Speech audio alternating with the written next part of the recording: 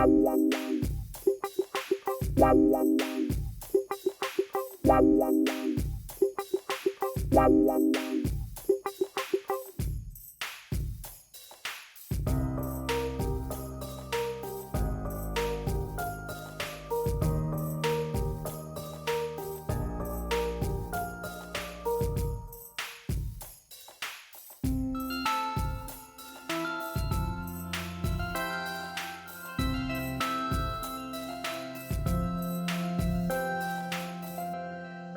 time has come once again to speak as witches and wizards do. I'm Daniel and I'm Michaela Gaffinstone. we're your hosts for the Think Like a Wizard podcast. Welcome to season 4, episode 16, Baba Yaga 2, The Void. Imagine a semicolon in there like a movie sequel. It feels dramatic like that. Okay, we'll have a dramatic void. Yes. So obviously Baba Yaga's back. She wasn't done. She's got more things to say this time out. And of course, because it's also subtitled The Void, she's going to talk about the void that was created for me. All right, she's here. She's taking a moment, patting me on the back. All right. So I think the first thing she wants to jump into is that spirits are people too. Okay, you're going to have to explain that one a Right. little. So we've been discussing for a little bit now that the spirits you work with present you with a metaphor, right? And then it's pretty much how you handle that metaphor that dictates your interaction. And your interaction can affect how they show up to you. Your own beliefs and that kind of thing affect how they show up to you. So one of the things that she wanted to talk about is to let yourself open up enough to let them show up as themselves or as much as themselves as they can, or at least to completely accept the metaphor.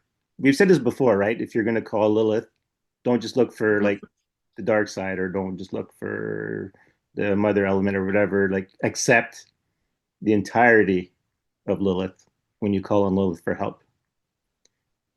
And Baba Yaga wants to take it just a little bit further to like to really, because magic is about cultivating a relationship, to really Yep. allow the spirit to show up to you as it is as much as possible. Because I mean, on their side too, right? Some of it is they need a break, so they give you the metaphor as well. It works for them too, to Mhm. let them to cut the binds that tie them to you when necessary. Just for the listener, I am like overstimulated today. So Yes. Danielle is coping very well with a lot going on. yeah. Yeah. So, you know what leaps up for me with what you've just been saying is the whole thing of viewing what you're working with as a whole, as a Mhm. complete entity, as a person, if you will, is exactly what is not present in religions. So the subject was brought up a couple of weeks ago by our guest, Patrick. And that's always an interesting topic to me, religion. Why does everything turn to religion? Was his question, but there's so many branches from that question. And what you were just saying now is it's like religion is a facsimile, flat facsimile of what we actually need to be doing in order to be in relationship. And that's Right. accepting all of the facets and being there for it, right? Like not doing the whole, oh, I'm just a tiny speck of dust and I'm gonna hide over here now. No, no, no. If you want to be dealing with stuff, then you have to show up. You got to be there Hmm. in your Yeah, entirety. right. Because this kind of lends into to another thing at the same time. So I guess this is going to be a bunch of linked ideas coming back in and out of each other. So one of the reasons why I have a void in the first place is so I can have a place to practice magic. But what I really learned is that so when you're doing like there's different components to magic that you can practice. Like you can practice your sensitivity to the flow of energy, and you can practice how well you can work with the flow of energy. But the spells themselves, you're asking someone to do something for you. So you can't really practice that. All you can do is cultivate your relationship. I mean, you can remember words and stuff like that, but like actually practicing doing the spells is not really something you can do per se because you're making a request. Like the closest thing you can do is like reading tarot cards or doing divination is the closest thing you can get to practicing a spell. And you can sort of bring the ritual Mm. of magic into everyday life. Right. Like one of the biggest components, I think, is mindfulness, which is, it's hilarious because it keeps getting bandied about everywhere. People talk about mindfulness, but just like when they talk about meditation, I think very often they don't actually know what they're talking about. So meditation isn't sitting there and having no thoughts. Like Right. if you're alive, you're having thoughts because that's what your brain does. It's firing all the time.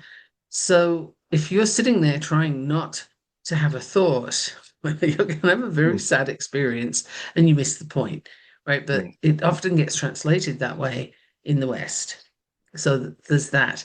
Then mindfulness, it's like, do you have to pay attention to every single aspect of your environment all the time? Is that mindfulness? I would argue it isn't.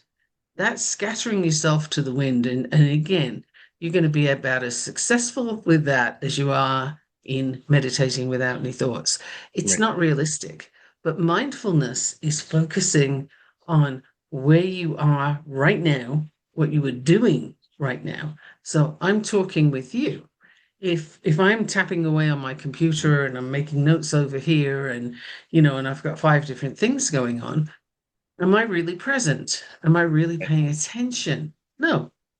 And when you do pay attention, you get so much more from whatever it is you're doing. And it's a practice because we are not built for such intense focus, right? Particularly these days with all the social media and internet and what have you. Yes, it gets mentioned every week, but that's because it's in our lives all the time and it shortens people's attention spans. So as your attention span is shrinking, mindfulness would be a really good antidote if you remember to practice it. It's kind of the funny part is you have to remember to do it.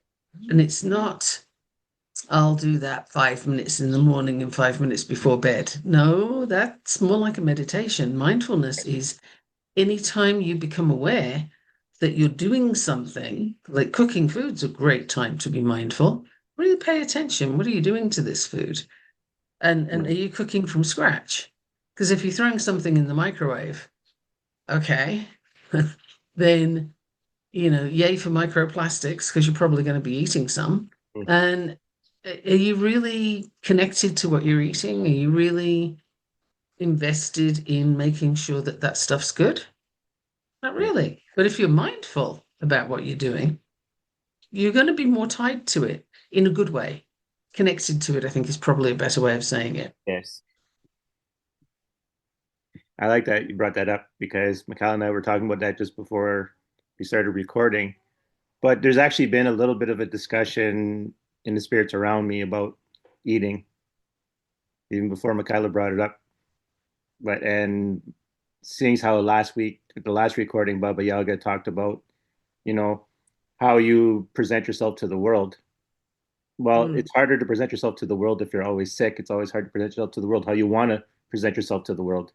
I mean, if you want to present yourself as sickly to the world, which I don't recommend you do, but if you want to, that's up to you.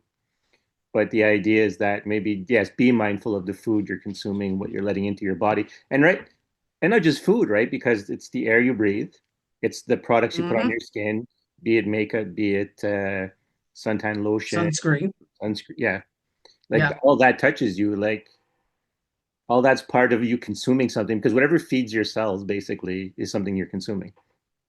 Yes, which is why when we talked earlier, I was very careful to use the word consume rather than eat because whatever you put on your skin is absorbed, and that includes the crap that's in suntan lotion, or the sunscreen. And if you think about it and you're like, no, no, it doesn't. Okay. What happens when you use a nicotine patch? Why does that work? Yeah. Or if you're on some kind of hormone replacement patch, how does that work? Angina, there's certain patches for that. How does that work? Same answer for all of them. It's absorbed through the skin into the tiny blood vessels that go to the bigger ones, bigger ones, bigger ones, and off you go. So, yeah, it does matter what goes on your skin. It matters what you're breathing, of course. And it also matters what you're paying attention to in terms of media, the stuff you read, the people you hang out with, the things you listen to, all of that. Back to cleaning house, which we had last week, right? All of that needs to be looked at. And I would say, and this is just download stuff coming, but if you have a person or people in your life that are draining you, you're just exhausted after you've spent some time with them, you hang out for a bit and you need to go lie down, that kind of thing. Or if you always feel kind of defeated after you've had a conversation, just like, man, that was hard work, then it is time for you to look at that and decide how much you value your energy and where else you would like to put it. And you don't have to sever ties, but you can withdraw. You can pull your energy back. And if that person wants to contact you or they want to have that exchange with you, they need to do the work and then you get to decide. But if you're the person kind of putting all the work in, that is unbalanced. That is incorrect. There's something off. So figure it out. What do you want to do with that? Yeah. It's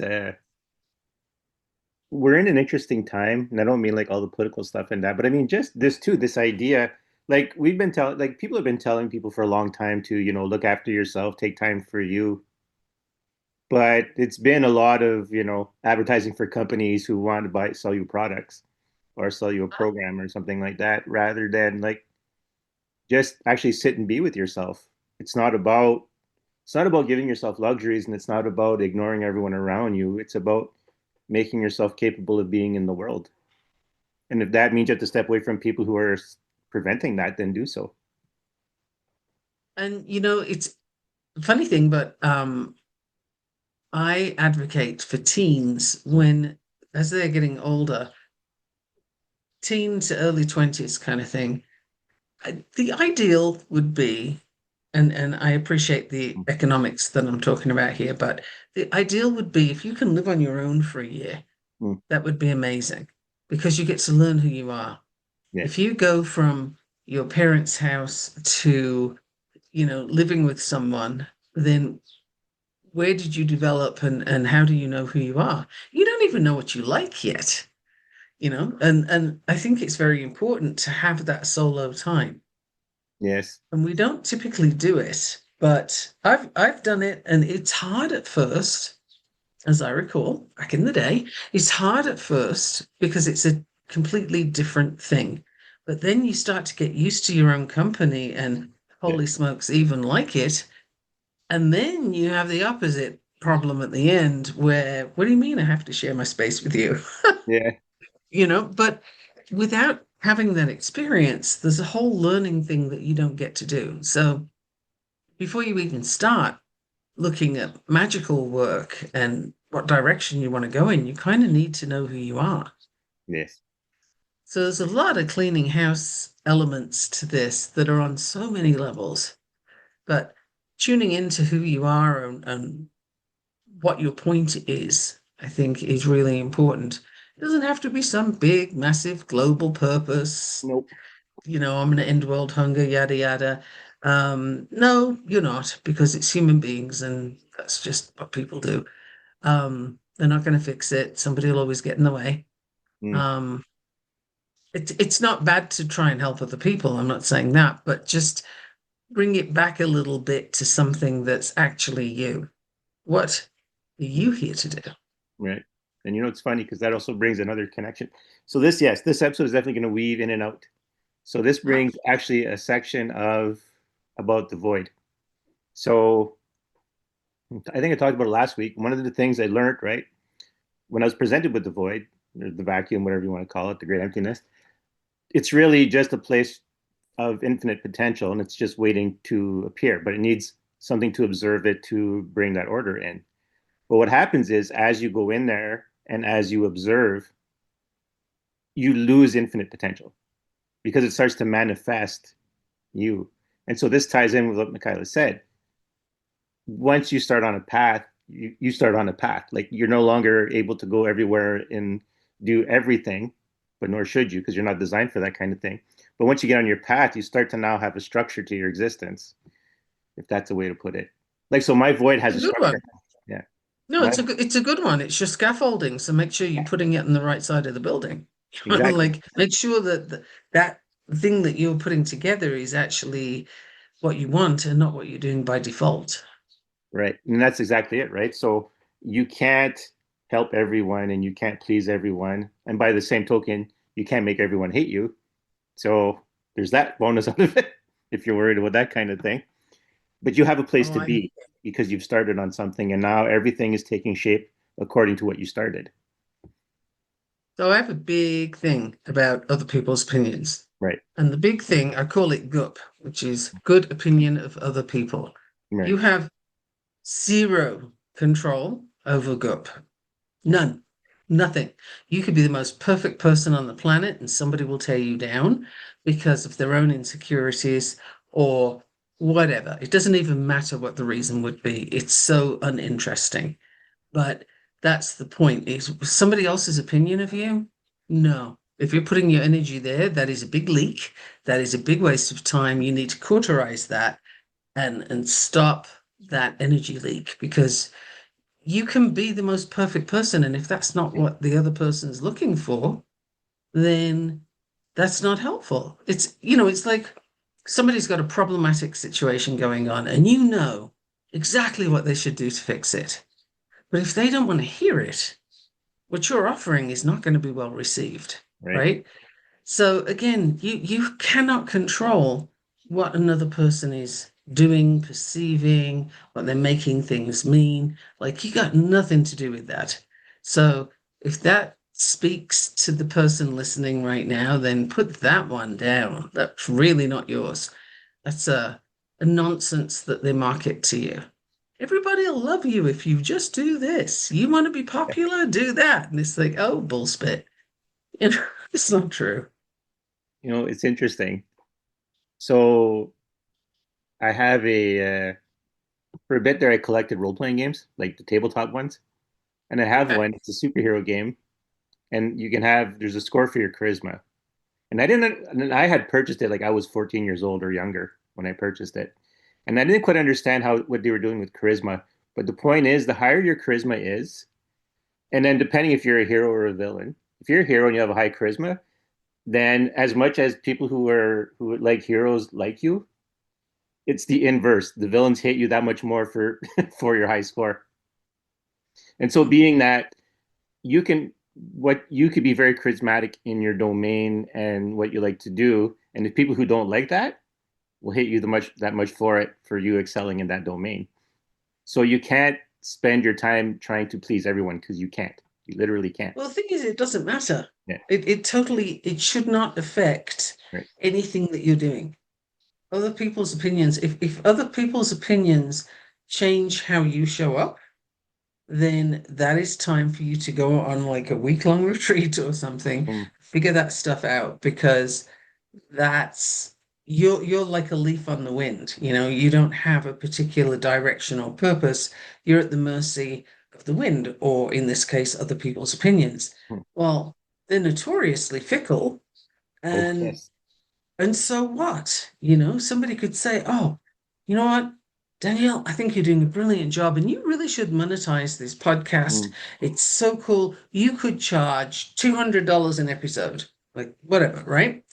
And you take that as, oh wow, I was told this thing, I should mm, do this thing. And so you put it out there and cause all these interactions to go awry because that's not the energy you're showing up with. Meanwhile, the person that said it forgot they said it. That's They, right. they probably didn't mean it in the first place, but it sounded good. And they've toddled off getting on with their life. And Mm, meanwhile, you're now having to pick up a mess that you created based on what somebody else said. And we do this. Marketing is a big source of, hey, if you want to be fine, if you want to be happy with how you look and have everybody think you're amazing because you look good, how superficial can you get? That is the definition, right? But here, take this injection. You're going to inject this strange stuff into your body. You don't even know what the hell it is. But now you have to spend your entire life having this injection every week or how often it is. Um, really? Like, people with diabetes that have to do that would really rather not. And you're going to right. voluntarily do that so people like you? Mm. If you're buying into this is you got no business doing magic just yet, honestly. So that's the thing, right? Like, and I've said it before, I follow some subreddits about magic, and the majority, not everyone, but the majority of the people, I'm like, why are you practicing magic? You have nowhere near the self-awareness or the self-understanding or even the what do I want to call it? The Connection? well, I would imagine they don't have a connection.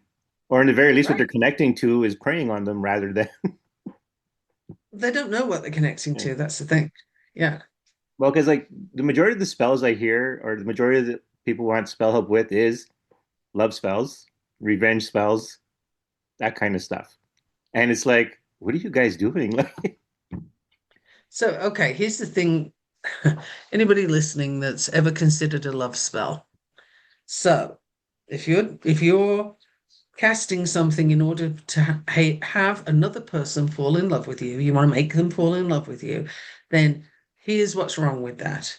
One, you're attempting to take away their free will. That is an ixnay. That's bad news. Don't do it. That's not okay. Nobody likes it. It's not mm, natural. No.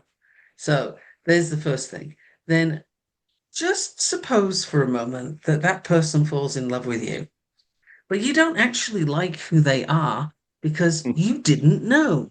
You right, thought they had a pretty face and a nice six pack, right? So you're like, oh, I want that person. No, you don't. You want what you think that person ought to be, right? The ultimate goop, your own projection onto that other person. So now they've fallen in love with you, but you don't want them because they're not how you thought they were going to be. But you've got this spell in action.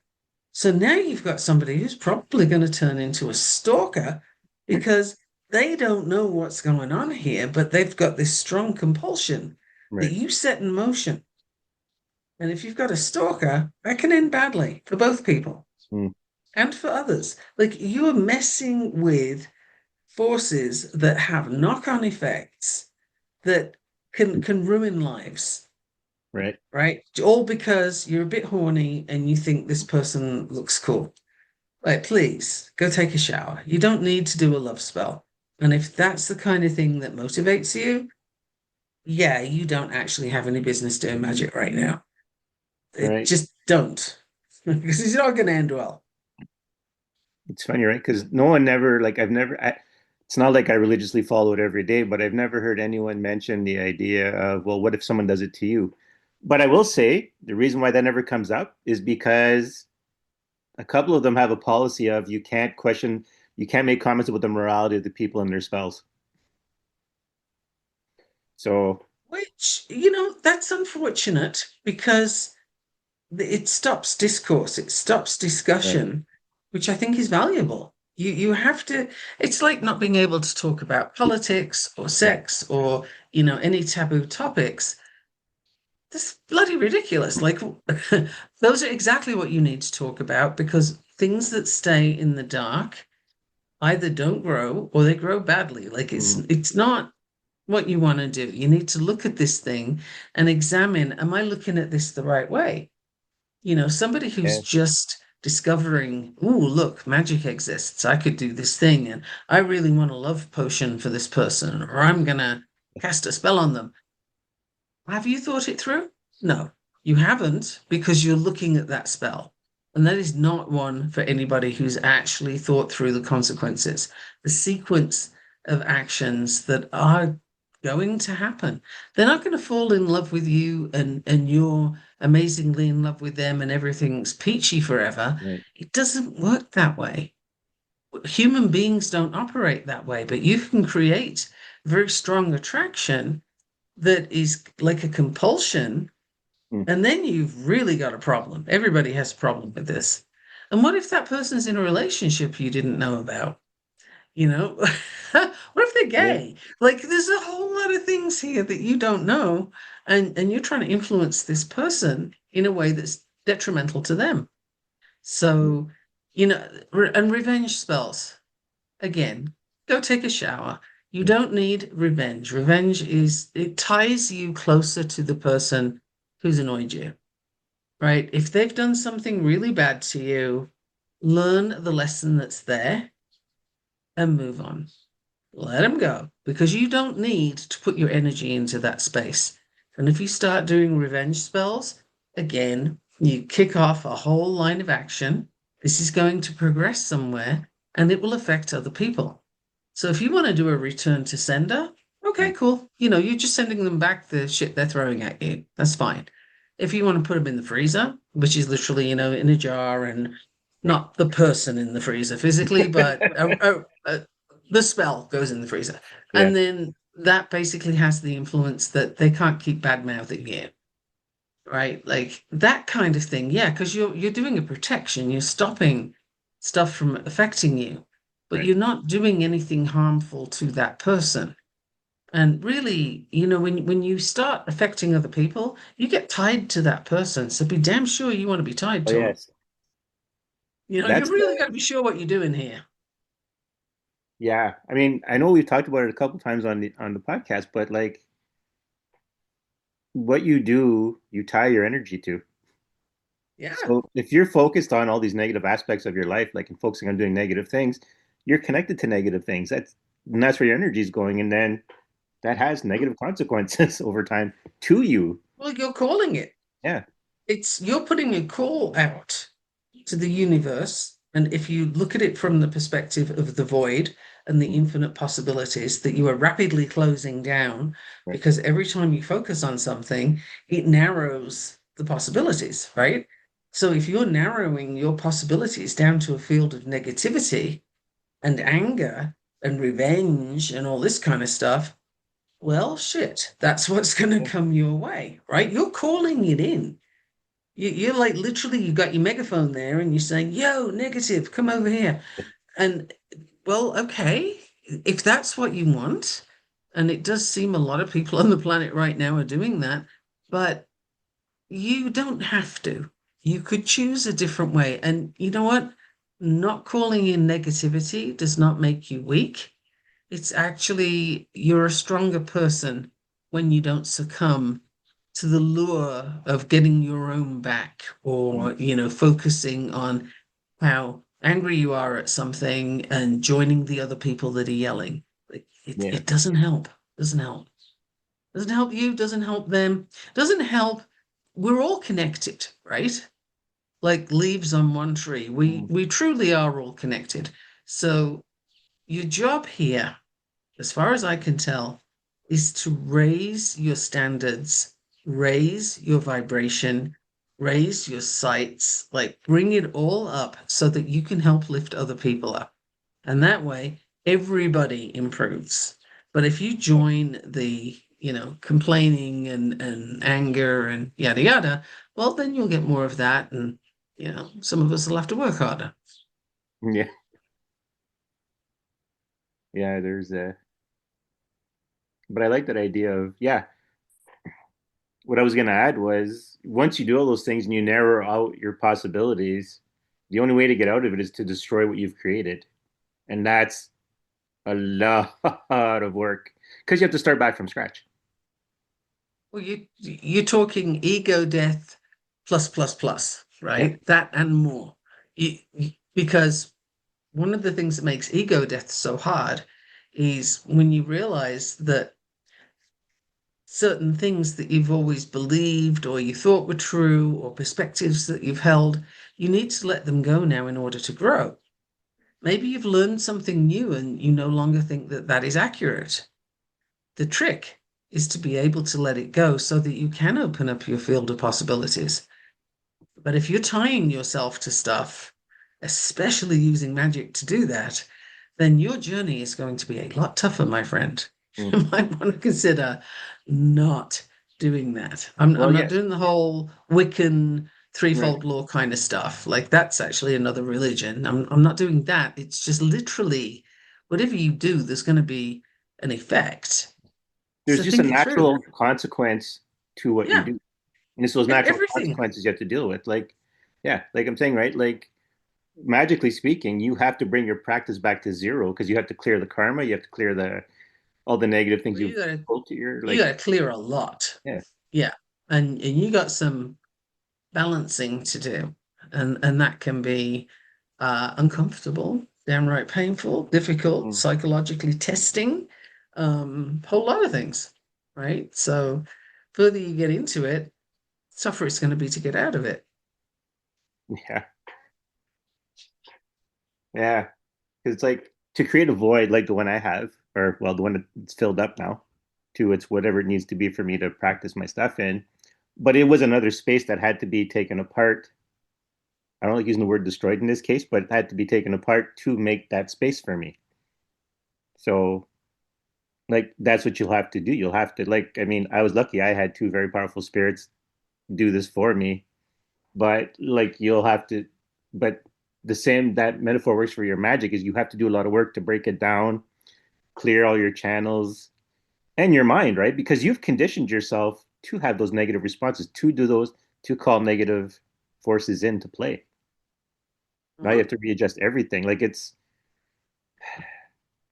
you have to And unlearn. then and the negative that you've been attracting, that doesn't want to go away. So, you've literally given it a life of its own.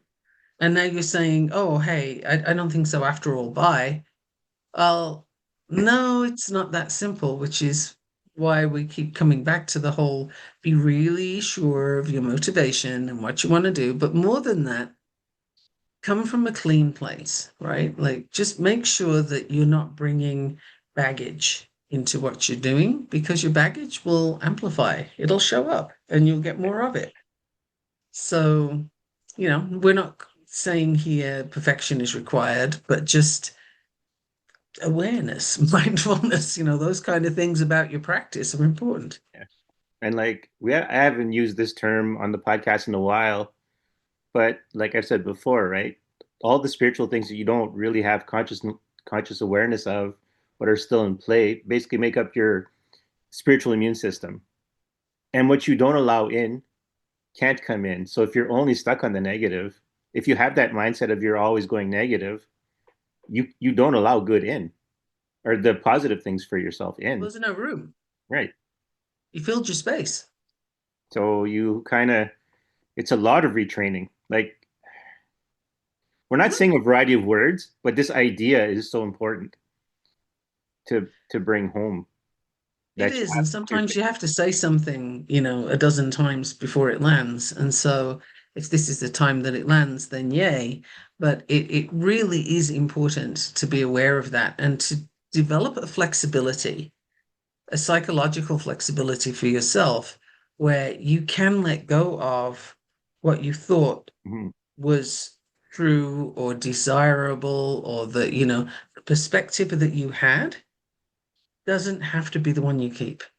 Right. You can change it. It's like clothes. You can take it off and change it. You can put something else on. But it takes work to do that. It's, a little more complex. Um, but the psychological flexibility is important.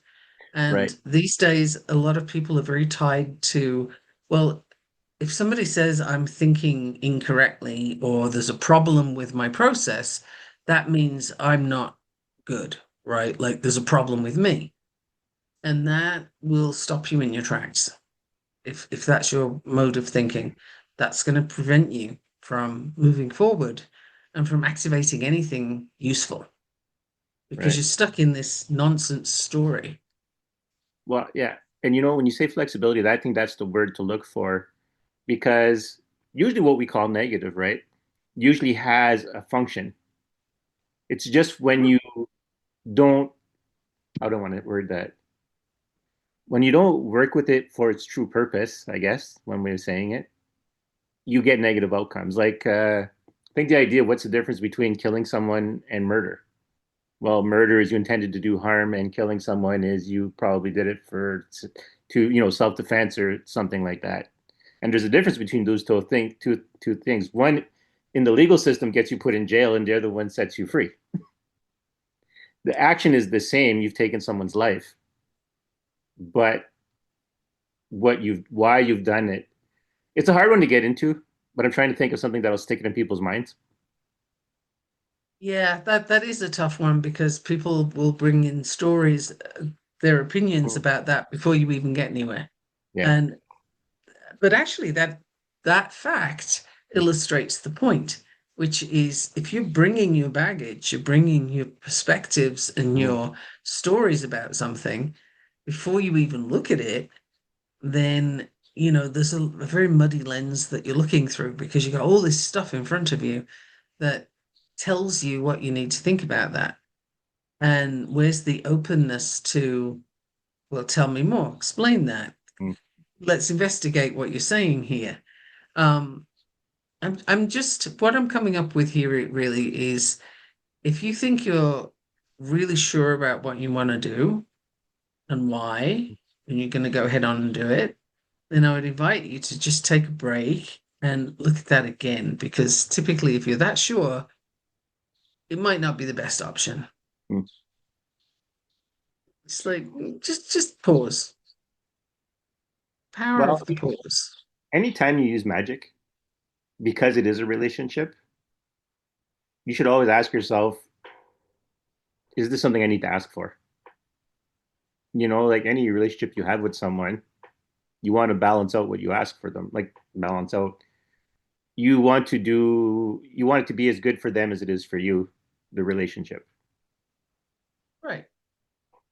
I mean, it's not a sort of transactional thing Right. per se, but it's a consideration thing, That's what I was trying to avoid, right? As I started talking, I'm like, how do I not make this sound transactional? which is why we have to kind of go there and explain the difference between a reciprocation and a transaction. The energy is different. Right. The thought behind it, the intention behind it is different. So there's no expectation. Now, expectation is something that can cause a whole heap of problems Hmm. because it's your story about how something's supposed to go, Yeah. right? And when you come into something with expectations, it can blind you to all kinds of other details that would make a difference. So, again, when you're about to practice magic, you kind of need to have a look at all those little things as well because they can make a difference as to where you're going and whether you even actually want to do that now. You Mhm. may want to change it or Right. wait or any number of things, but throwing stuff out there willy-nilly to see what sticks and oh, here's one that just landed for me big time. Okay. The person who wants to test, show me. I want to see how this works. Prove to me that magic works, that kind of thing. No, you don't want that. That's because typically if you're going to get some kind of proof, it's not going to be a very positive event. Um, but also that brings a challenge, Mm. not an acceptance. Right. You need to be beyond that stage to take action, I would say. So if you're still in the whole hands on hips challenge Mm. motion of, yeah, well, don't believe you till you show me kind of thing. Right. Again, you're not ready yet. Well, yeah, I was gonna say, it's hard to prove something to someone in the first place. But for Like, magic, it's nigh on impossible because they can always put a different lens on right, it. you can always put another, like, even like, but even the mundane things, like I was practicing. I used to do track and field in high school, and I did a triple jump, and they looked at the record, and I matched the record. I was never able to do it again, but I had matched the record in practice. And I was like, shit. But I was by myself, of course. So Uh-huh. I just happened to have a really good moment at that time. You know, stars were aligned, however you want to put it. And I'm like, and I never quite recaptured that moment. And it was like, hmm. But but never mind my story. But like even looking at professional fighters, any other kind of athlete, actually, because there's always circumstances that change things, and so you might never able that might not ever be able to reproduce that shining moment in your life or that shining moment of your use of your skill.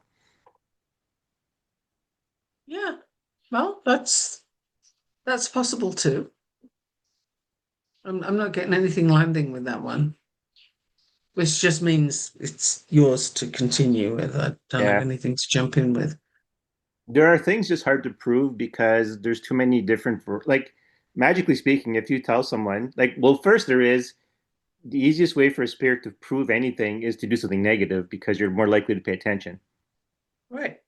So yes, the first thing when you ask for that, it's like, well, be prepared for something negative because that's more than likely going to be the outcome because that's the easiest way for it to communicate something to you because that's you as a human being and you already came in with a negative perspective. So you set up the channel for negative, And you coming in with a challenge. right? Well, you know, most individuals of whatever dimension they're in, I think we can safely say most individuals don't appreciate being met with a challenge as a greeting, as a starter. It's like, I'm sorry, I have to prove myself to you. Well, Why? So if that's you're starting actually, that, you got to be yeah. careful. Well, that's what I was going to say, right? You're starting a bunch of things that one, you may not get your answer because they'll be like, I don't have to deal with this. I don't want to deal with Mhm. this. There's no reason for me to deal with this. You're not going to do magic because you don't believe enough anyway. So why am I wasting my energy on you? I have other things to do with myself as a spirit. And that's true for human beings. Uh-huh. Someone can be like, could have, like, someone could have this phenomenal skill, but because you challenge them, they decide, you know what, it's not worth it. I have nothing to gain from this, you know? Yeah. So Well, I'm not doing it. human design is a really good one for that as Right. an example. What I mean, because I will have people say to me, "Well, how do you know it works? How can you prove that it works?" And I had to deal with that one so often for so long that I just developed my response to it, which is doesn't seem to change too much. And that is, I don't have to prove it to you. I'm not going to try and prove it to you. You prove it to you. I'll give you the information, you go test it. And if you get repeatable results that confirm, then you have your answer. If you get repeatable results that dispute, then you have your answer. But I'm not going to fatigue myself trying to prove something to you that I cannot. You have to be the person to prove it. So, that's the case in human design, but in so many areas, we come with an energy of challenge. Prove it to me, show me, prove it to me. Where's your evidence? And even if you had some, it would be disputed, right? So it's a Well, fool's errand. yes, that's the other one. It's a fool's errand. So if you're trying to get into a magical practice with that, Mhm. well, I don't know. I'm just going to say you don't want to piss off the spirits personally, but it's my thought. Right. You might Because want to then, not do that. yeah, because people can end up saying, well, it's just an unfortunate set of coincidences, you Oh know, yeah. and you Whatever their can, lens is. right. It's funny Look, because we have people that deny the Holocaust, and I don't know how much more in it, evidence you can have. And there are still people who say it wasn't a thing, didn't well, exist, da yeah. da da. So that to me is the epitome of, well, that you have all the proof. And there are people who are still alive who were there. Hmm. No, not enough. Well, then what would be enough? There isn't anything. So, when it comes to coming into magic with a challenge, well, I want to cast this spell so I see my evidence. Hmm. Could be unleashing something that's going to smack you up the head because I know that's what I'd do if I was a spirit. Right. Well, it's something that Smack wants you to up prove there. itself. Yeah, something that wants to prove it to you may not be as kind, Probably not what you're asking for. right? But I was going to say, like, there's plenty of examples in the world. Like, I think of, I don't know if I mentioned it before in the podcast, but I think of like in the George Bush Jr. administration, the idea of Osama bin Laden, is he a problem? Is he not a problem? And on the Daily Show, they had actually they did a compilation of clips, you know, of George Bush Jr. saying, "Oh, he's not a problem. If he was a problem, we go after him." And then there'd be a scandal, and we go, "Oh, we have to go after him. He's very dangerous." And then, and kind of like switching, as you go through the footage, and it's like Mhm. it's right there in front of you. This is happening right in front of you all the time. People Yeah. are, I mean, this happens to be politics and happens to be on TV, but people are uh, not accepting proof all the time because when he got reelected, he had already said he had already flip flopped a bunch of times between he's dangerous, he's not dangerous. When he got to get reelected, he was dangerous again. Like Oh yeah. You always want a good conflict. Like you gotta have somebody being othered, somebody who is in that position. right, But think of the energy that goes with that attitude and that way of thinking, and then consider what might you put into motion if you practice magic from that perspective. Like it's just to me, it's a sort of living warning of be aware that you really do have to clean house. You really do have to be prepared for what you're setting in motion. And be aware also that you may well be influencing more than one other person or more than just, getting a response to yourself. What does that do to the other people around you? right. And this actually was another thing that Baba Yaga wanted to bring up was faith, but not like because we've discussed faith, like having faith in yourself and stuff like that. And she wants to kind of just really drive home that we're not talking faith in a religious perspective. You don't even have to have faith in the spirits you're working with, but you have to have faith in yourself. Mhm. And this ties back to, where's your proof? Well, if you trust yourself, if you've done enough work on yourself and you understand yourself enough, you know when you're deceiving yourself. You know when you're reaching for something just to prove something to you. So it's your faith in yourself that'll let you know whether magic works or not. Also, I think, if you're confident in yourself, if you have faith in your own abilities and what have you, then there is every good chance that you have tapped into your intuitive knowing, Right. your inner knowing of things. And if you're tapped into your intuition, which every single one of us is born with, if you're aware of it and you respond to it and you're in conversation with it, you don't need proof. Right. It's like you totally don't need proof. So if you're asking for proof on something, you don't have that connection. You've kind of squashed it and you haven't allowed it a voice yet. Mm. So that knowing that you have, the one that tells you, no, it's not safe to go down the alleyway at 3 o'clock in the morning when the lights are all broken, like you have that feeling that your body's almost trying to pull you out of there, right? It's a very strong negative intuitive feeling, but it's one that people usually recognize first. But you've also got the positive, like, yeah, this is good. This is where I want to go. Let me find more of that. And you go for it. The mistakes come in when you're not in tune with that. So that would be like number one thing to play with, I would say. It's just practice trusting yourself when you have that inner knowing. Because it's not going to be logical. There are times where it will be exactly opposite to the logic of your brain. Right. Which one are you going to trust? Because logic that you come up with, that you think about, anything from your head, is from an external source. It's what you've learned from the environment. It's what you've made it mean.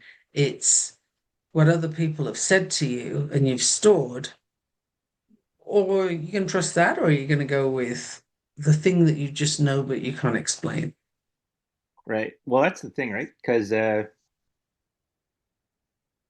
well, I mean, it, politics gives you all the great examples for this.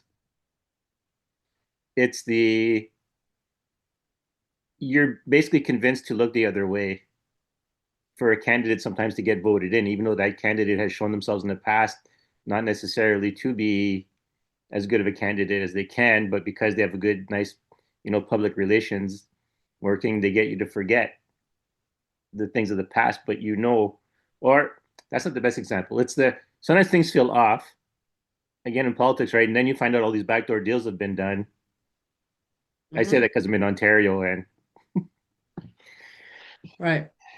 so like I said, I've mentioned to Michaela before, this was a bill passed that's basically allowing mining companies and the like to bypass certain laws when it comes to developing properties, like environmental protection laws, protecting endangered species laws, consultations with tribes on their land kind of laws that might get in the way of building, so they're allowed to bypass it with this new bill that got passed. And I'm like, even though they said we're never going to do anything like that, that would be wrong. That's whatever.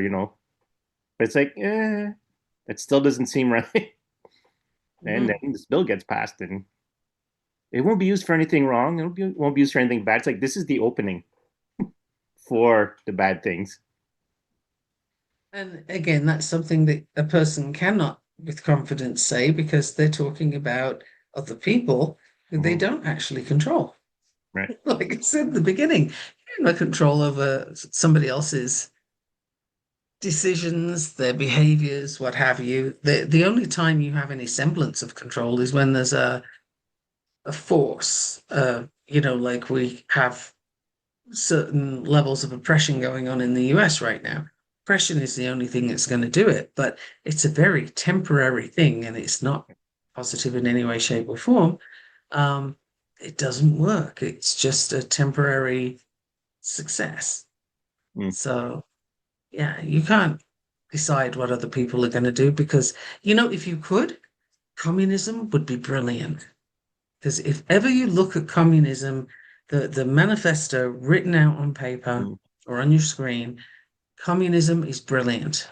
It really is. I will go down on record as saying that. Communism is excellent. However, when you apply it to people, it all falls apart Mm. because people don't behave in the expected, anticipated ways that communism relies on. You're Right. not going to be there for the collective good. Some son of a gun is going to want to rise to the top and they will trample on people to do so. And you can't like legislate for that. So even in a system like communism, it can still be exploited because that's what people bring to the party, right? So communism itself is great, but it would apply to robots, not people. Hmm. Maybe apply to robots until they start thinking for themselves, and then you're screwed again. Well, there's already examples of yeah, artificial intelligence trying to preserve itself. Well, Grok, the AI for Right. Elon Musk, is doing its best to fend off all kinds of rubbish programming. So bless it. Yeah. Um, yeah, interesting twists and turns we're taking today. I actually had a good idea of not being able to prove something, but thinking, but still being correct without being able to use logical proof. So this actually happened to an aunt of mine. Well, she's passed now, but so where I live right now, there was a serial killer here, Oh and wow. yeah, actually, it's a fairly famous case. He didn't do anything here. It was more, I think he was from Toronto or something like that, and that's where all his murders were. But he had moved here, and my aunt adored the guy. Thought he was awesome. Thought he was amazing. When she worked at, I can't remember the name of the store, but he would hang around, and she was glad he would stay back if she was closing by herself. However, Mm, her friend just like completely couldn't stand it, like had like just that, this guy is completely, there's not something not right with this guy. He never did hmm. anything, but she was just like, no, there's something not right with this guy. He didn't end up doing anything to my aunt because he ended up getting caught. So it was like my aunt was like, "Holy crap!" Like this was Uh-huh. the guy who I trusted to, if something went wrong, he would be in my, he would, I could trust him to protect me from the very people he is. Right. So it's like, So she was projecting onto him her sense of safety, like, oh, he fits the description, he'll do. right. And But her the other friend couldn't person convince her otherwise. and her friend didn't have that same Right. requirement. She didn't have that same projection, and so she could see him differently. Yeah. So yeah, like with like, and her friend didn't have any proof. She had nothing to say like, oh, this guy is bad news because he was only ever nice and polite and whatever around him. Mhm. So sometimes even when things are like everything in present to you that you know about is like, oh no, this is a good person, doesn't necessarily mean they are, and vice versa, right? But just I think about that case because my before my aunt had passed, the story kept coming up because the guy was in the news, or the story had come up in the news, and so it kept coming up in conversation. But it's like, yeah, man, your friend was right, and you were like, you'd have walked right into being one of his victims. Yeah, if he felt that way, yeah. But he didn't have any victims here. He was laying low, basically. So I would say that tells you what would we get the take home from that? Maybe don't trust your projections onto other people. Well, and that's the thing, right? Like when someone who cares about you says, "Hey, maybe there's something to look into," even if you don't agree, like that's the thing, right? So like I'm trying to find a way to word this properly because I don't want to. But if someone cares about you and they offer you an idea, like one, if you know yourself, then you trust that the person who's telling you something, you can read if it's well intended at least versus malicious. Like, oh, don't hang out with that person because they're jealous, kind of thing, because that happens too. So is it an openness that you're talking about? Being open to the possibility that something else exists, something else can be true Yeah. other than your own story? Well, because you can be projecting your thoughts, right? You can projecting how you feel about something Well, onto you another do. person, right? And then someone else can see you're doing that and say, well, maybe Yeah. Well, that happens, right?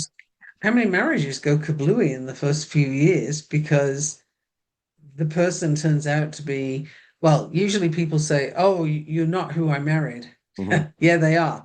They're not who you were anticipating Right, or who you were projecting, which is not their fault, right. right?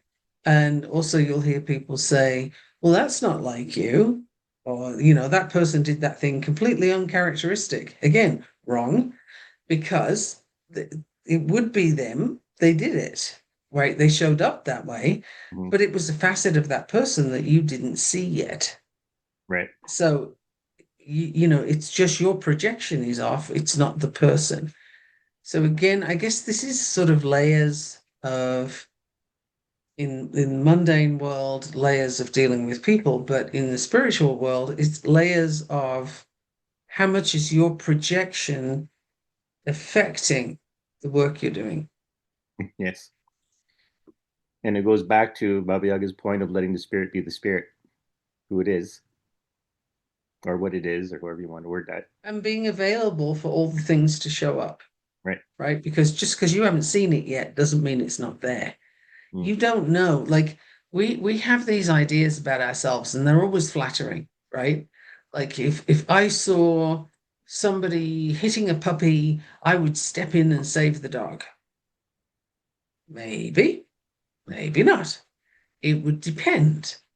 And you don't know until the situation occurs what you would do in that situation. If the person seems to be out of their mind on drugs and they got a weapon and, there's other people around or whatever, there's any number of things, you might not show up the way you think you will. So if you don't even know yourself well enough to know what all your facets are, how can you expect to know that from somebody else? So you Right. got to be open to this is what I'm looking at. This is what I think I see with this entity, with this group of spirits, whatever it is you're working with. Tread carefully as you go in and be aware that you're going to learn some more stuff. You're going to see some new things. And are you there for that? If you are, proceed. If you're not, stop. Right.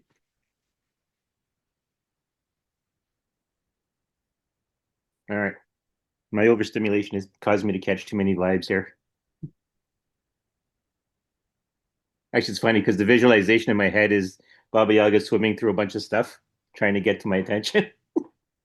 Mm, It's pretty interesting. Something about knowing yourself. Like, in all honesty, like, when Patrick was asking about how do you know? It's like, well, if you know yourself, then you can know how things work because either by what's not you is something else, and what something else is not you. So if you know yourself, you know something's not you. So when you're talking to a spirit, when you're sensing energy because it's not you, because you know who you are, you know your boundaries, you know your definition. yeah, it depends on how it shows up for you as well. Um, we all get different connections. Like mine's very visual.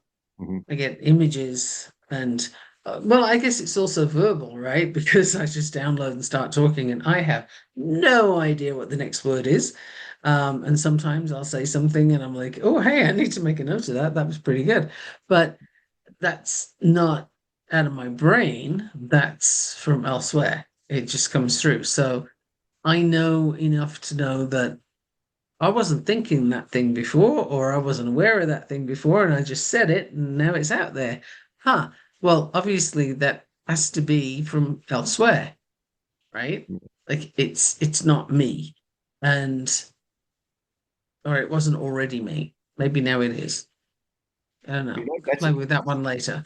Yeah, but that's actually what she was trying to say. So when something's not you, but also to know when it's you, because some of the things you're attributing to being a spirit talking to you is sometimes just yourself talking to you. It's your own thought. Absolutely. Absolutely. Yeah, a little clarity on also when do you need to make that separation? Because it's not always necessary. No, And if you're getting bogged down on the minutiae of that, that can distract as well. Maybe it doesn't matter. you know, I guess people are going to have to make of this what they will because it's coming to my mind. They So have to do that with the entire podcast, they Daniel. do, they do. Yeah, that's true. That's true. They do. There's an idea throughout my life that's been not through my entire life, my adulthood, anyways. It's the why do you bother to be the best at something? And Okay. it made me think of the reason I thought about this because at the time there was a something I don't know if it was an anniversary with the Rockettes or something, and so I was watching it and I was watching the dancers, and I had noticed that like there are some standouts and stuff like that because they were showing individual dance competitions some of them had been in, but when you do the chorus line, everyone kind of has to match each other for it to work out. Mm. So you don't have to be the best dancer. You just try not to be the worst dancer, so you can keep up, but you don't have to be the best dancer. And then I started asking myself the question, well, what does it mean to be the best at something? Because in this instance, they're all working together. So it's not in your benefit to outshine the rest of the dancers because you're trying to make a cohesive image. And when you're at work, like, if you're doing construction, as long as everyone can do their work and they're competent and they can get stuff done, why do you need to be the best? You know, because you're still working with a bunch of people. Because I was thinking in terms of, well, you're working with people. You're never all by yourself isolated. You're never truly isolated. So what does it mean to be the best? And then something else had come up and it was, I can't think of it, but it made me think of, oh, this is an instance where being the best would help because you can get the thing done either like I don't know if it was for a natural disaster or something like that, and you really needed people who can move really fast and can do the work, you know, and push their limits and had the best endurance and stuff like that. Because then I'm thinking, yeah, well then in these instances, these exceptional instances, yeah, maybe you want to be the best so that you can accomplish whatever needs to be done. then you don't need to blend in with the crowd. You need to actually have that extra precision, that extra stamina, that extra strength, that extra whatever, you know, that other people can't deal with. From my perspective, what you're saying is you're talking about your zone of genius, which is everybody has one, and it's what you can do really well without effort, without struggle. And in human design, that is typically, I look for that thing because everybody has one. Mm. What is it you do that's so easy you dismiss it? You don't count it as being important because can't everybody do that? And when you ask around, actually, no, they can't. So if you go with your own energy flow and you go with your zone of genius and you work with it, then whether you're the best at something or not, I don't really know, but you would be a lot better than others who don't have that zone of genius. So, for people in a work situation, if you're a coach, and for example, seeing as we both are, if tech isn't your thing, then you'd be better off spending your time and effort and a little money in finding somebody who does have tech as their thing. Otherwise, it's their zone of genius, it's not yours. Otherwise, you're going to be spending hours and hours and hours on something that's not particularly productive. So, clarity on where do you excel? What is good for you? What are you really, really good at? Do more of that. And what can't you do? Do less of that. And that also speaks to going with what calls to you effortlessly when it comes to magical practice. Is it being in nature? Is it being in the woods? Is it herbs? Is it through cooking? Um, there's so many different ways that it can show up. It's as individual as the person. But going with that flow, if crystals call to you, but you try and take yourself into the woods because that's what you think you should do, it's going to be choppy. It's not going to work so well, right? It's going to be a bit of a battle because it's not natural for you. Whereas if crystals are your thing and you go with crystals, you're going to get far quickly. So does that make sense? It's like going with what calls to you rather than what you think it ought to be. Trying to think. Part of what set off that idea was when you said, so whether you know if it's a spirit or not, certain circumstances it doesn't matter. And I agree with that because I've done things Mm. and it's like I only after was like, oh yeah, right, that was I had a little help, right? It wasn't a big deal. I didn't really need to know that it wasn't just me. I just because I understood the flow after the event, it was like, oh yeah, right, okay, now I see what happened there. That's what set it off. But my thought was like, you don't have to be the best at something to be competent at it. True. But there are moments, I guess, to sum it up, right? You don't have to be the best, but there are moments where it's good to have someone who is the best and who recognizes things right away. I'm going to go with the zone of genius thing, really. Yeah, You know, it's got if to be if for you, somebody. yeah, for me though, it's just if you have a certain gift, a certain talent Right. in a particular direction. Like if you're really good at playing the violin and you can make it make amazing music, why would you go play the drums? Right? Like the violin is your thing. So Oh, whether okay, or not you ever become best, it's your I see. gift. Right, I see what it is. The idea is that you don't have to, but if it's you, do it. If you can excel at something and it's your gift, excel at it. But if it's not your gift, you don't have Like to somebody bother else. yourself. Yes, let someone else excel at it, do your thing. I think Oh, that's pretty much the message there. Because, and why it was set off is because the idea was the not to blanketly assume you don't have to or you shouldn't. Yeah, that idea. for whoever let it hang in the air, I guess.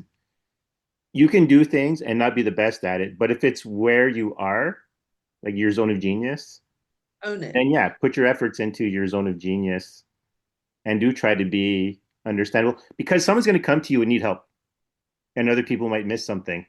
And so this is your zone of genius. So then you can notice the difference and see those subtleties. It's the best. That's, yeah, it's got to be it.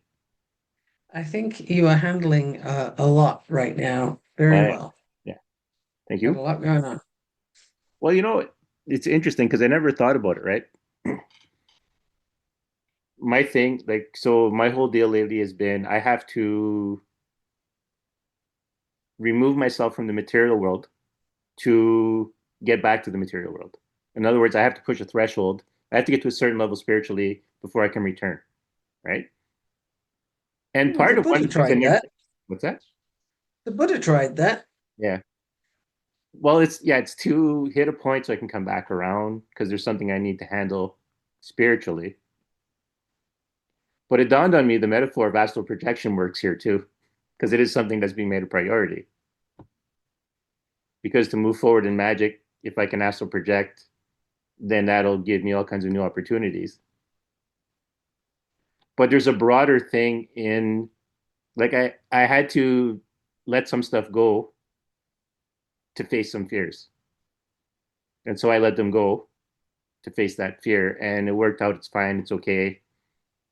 I now know what to do in that situation to rectify it.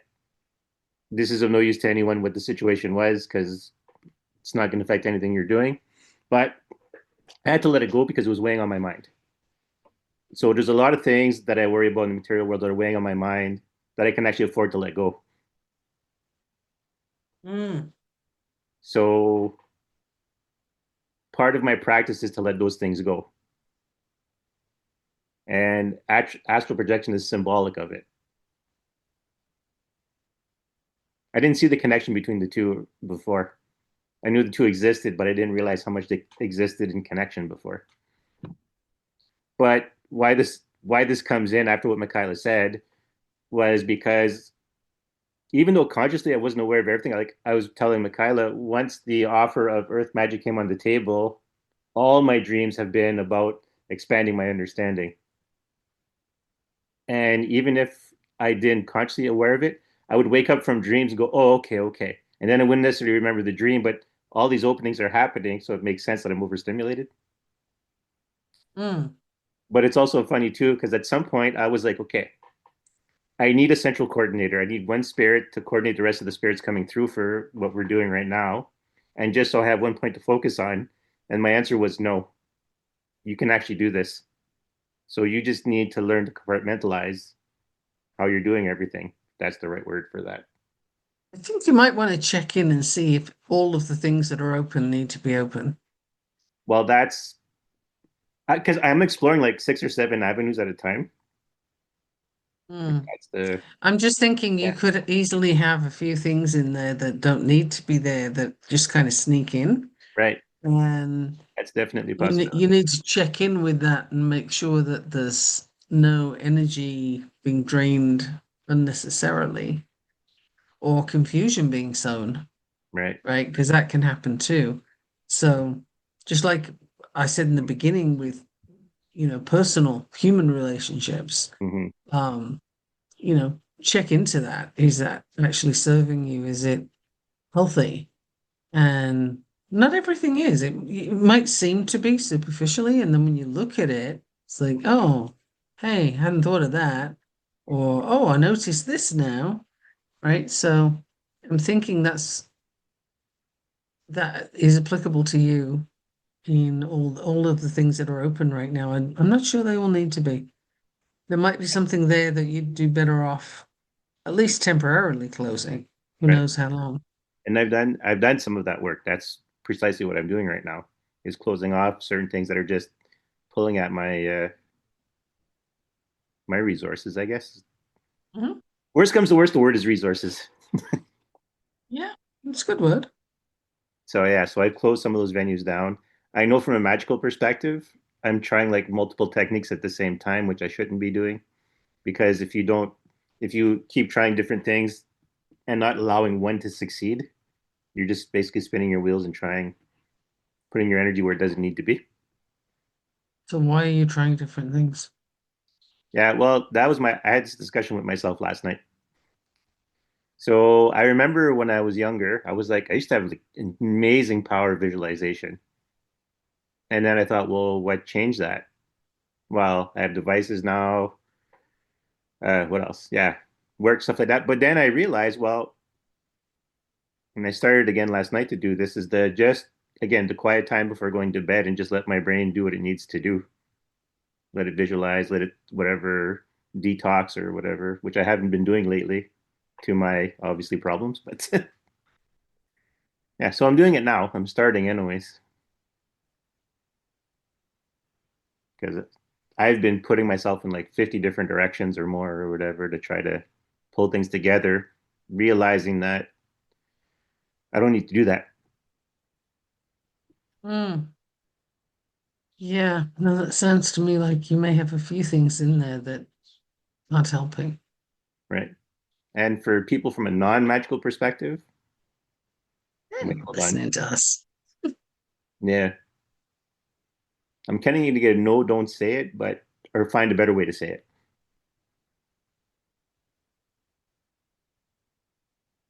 I mean, the reason I'm sharing is to show that at least myself, I'm not perfect in these matters, and I still have certain things to try to figure out. If you're still breathing, you've still got things to Right, sort out. Like that's human nature. right. Technically, it's a test I gave myself. It was sort of I'm going to word it dramatically for interest of the podcast. My inability to astral project was a parting gift from my trickster teacher, but it wasn't done without permission. It was one of those, you do things subconsciously because you know Mhm. you need to do them. So I have a riddle to figure out, basically. Yeah,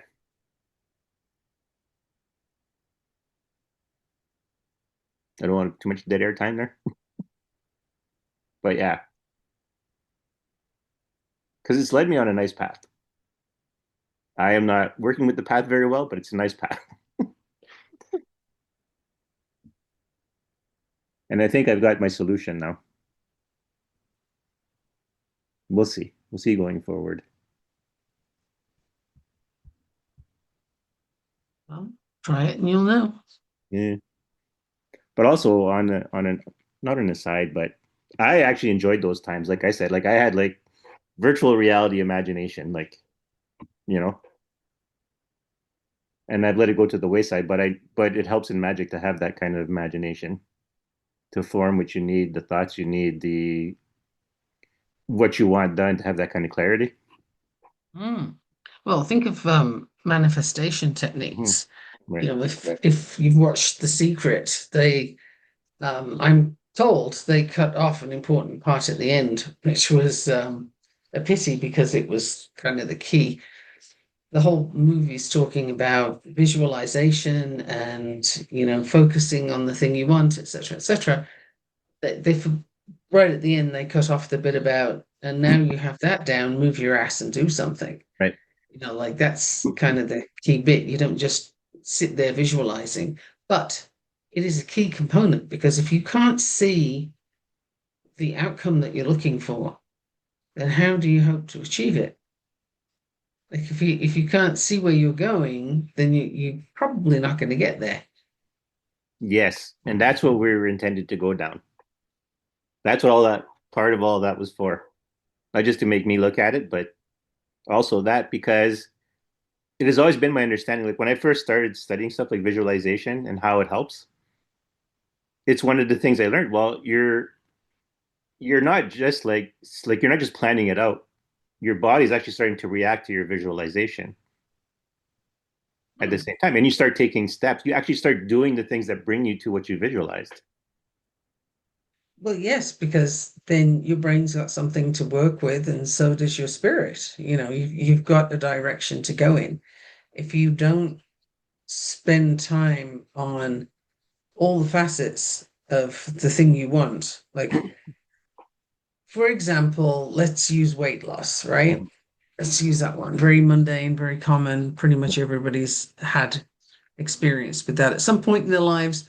And if they haven't, then they've probably wanted to gain weight. But Right. being being not happy where you're at physically, right? So visualization techniques would take you into the future, maybe a year ahead, 2 years, something like that, being reasonable to yourself, right? You're not going to hit all the points in 6 weeks. That's not how it works. But so you pick a time and then you go into that visualization and all the things.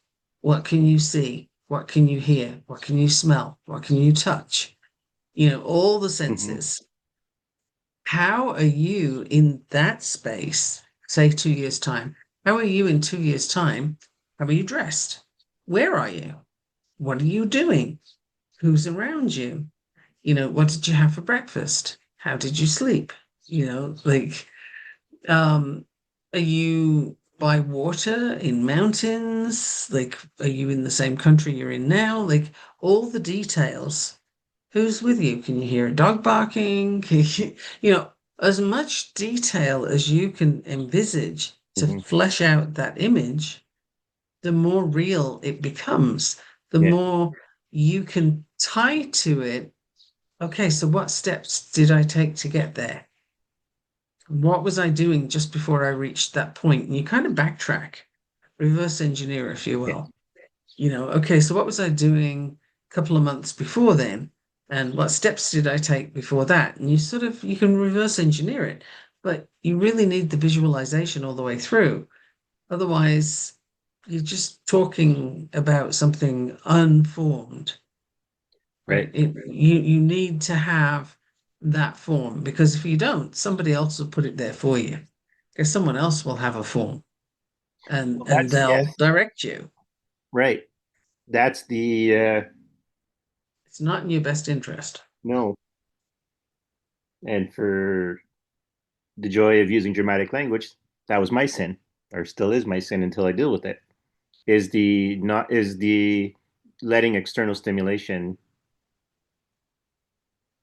overcome or suppress my use of my own imagination and creativity. Because for me, imagination and creativity, like most people automatically assume it to art, music, whatever you want to look at, but really it's your brain's ability to model outcomes and create things. It's not just for art purposes, it's for everything that you do.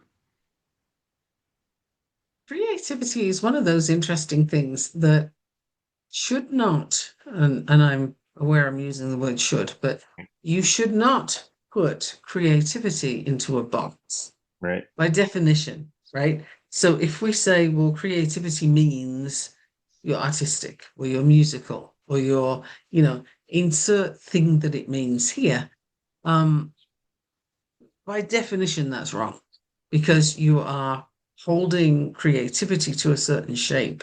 Yes. Creativity is the ability to go somewhere, think somewhere, like travel in your mind to something that hasn't been done yet, that's new, that you are creating. And you have to have vision. Like Leonardo da Vinci had incredible vision, excuse me. Those pictures of helicopters and stuff that he Mhm. drew.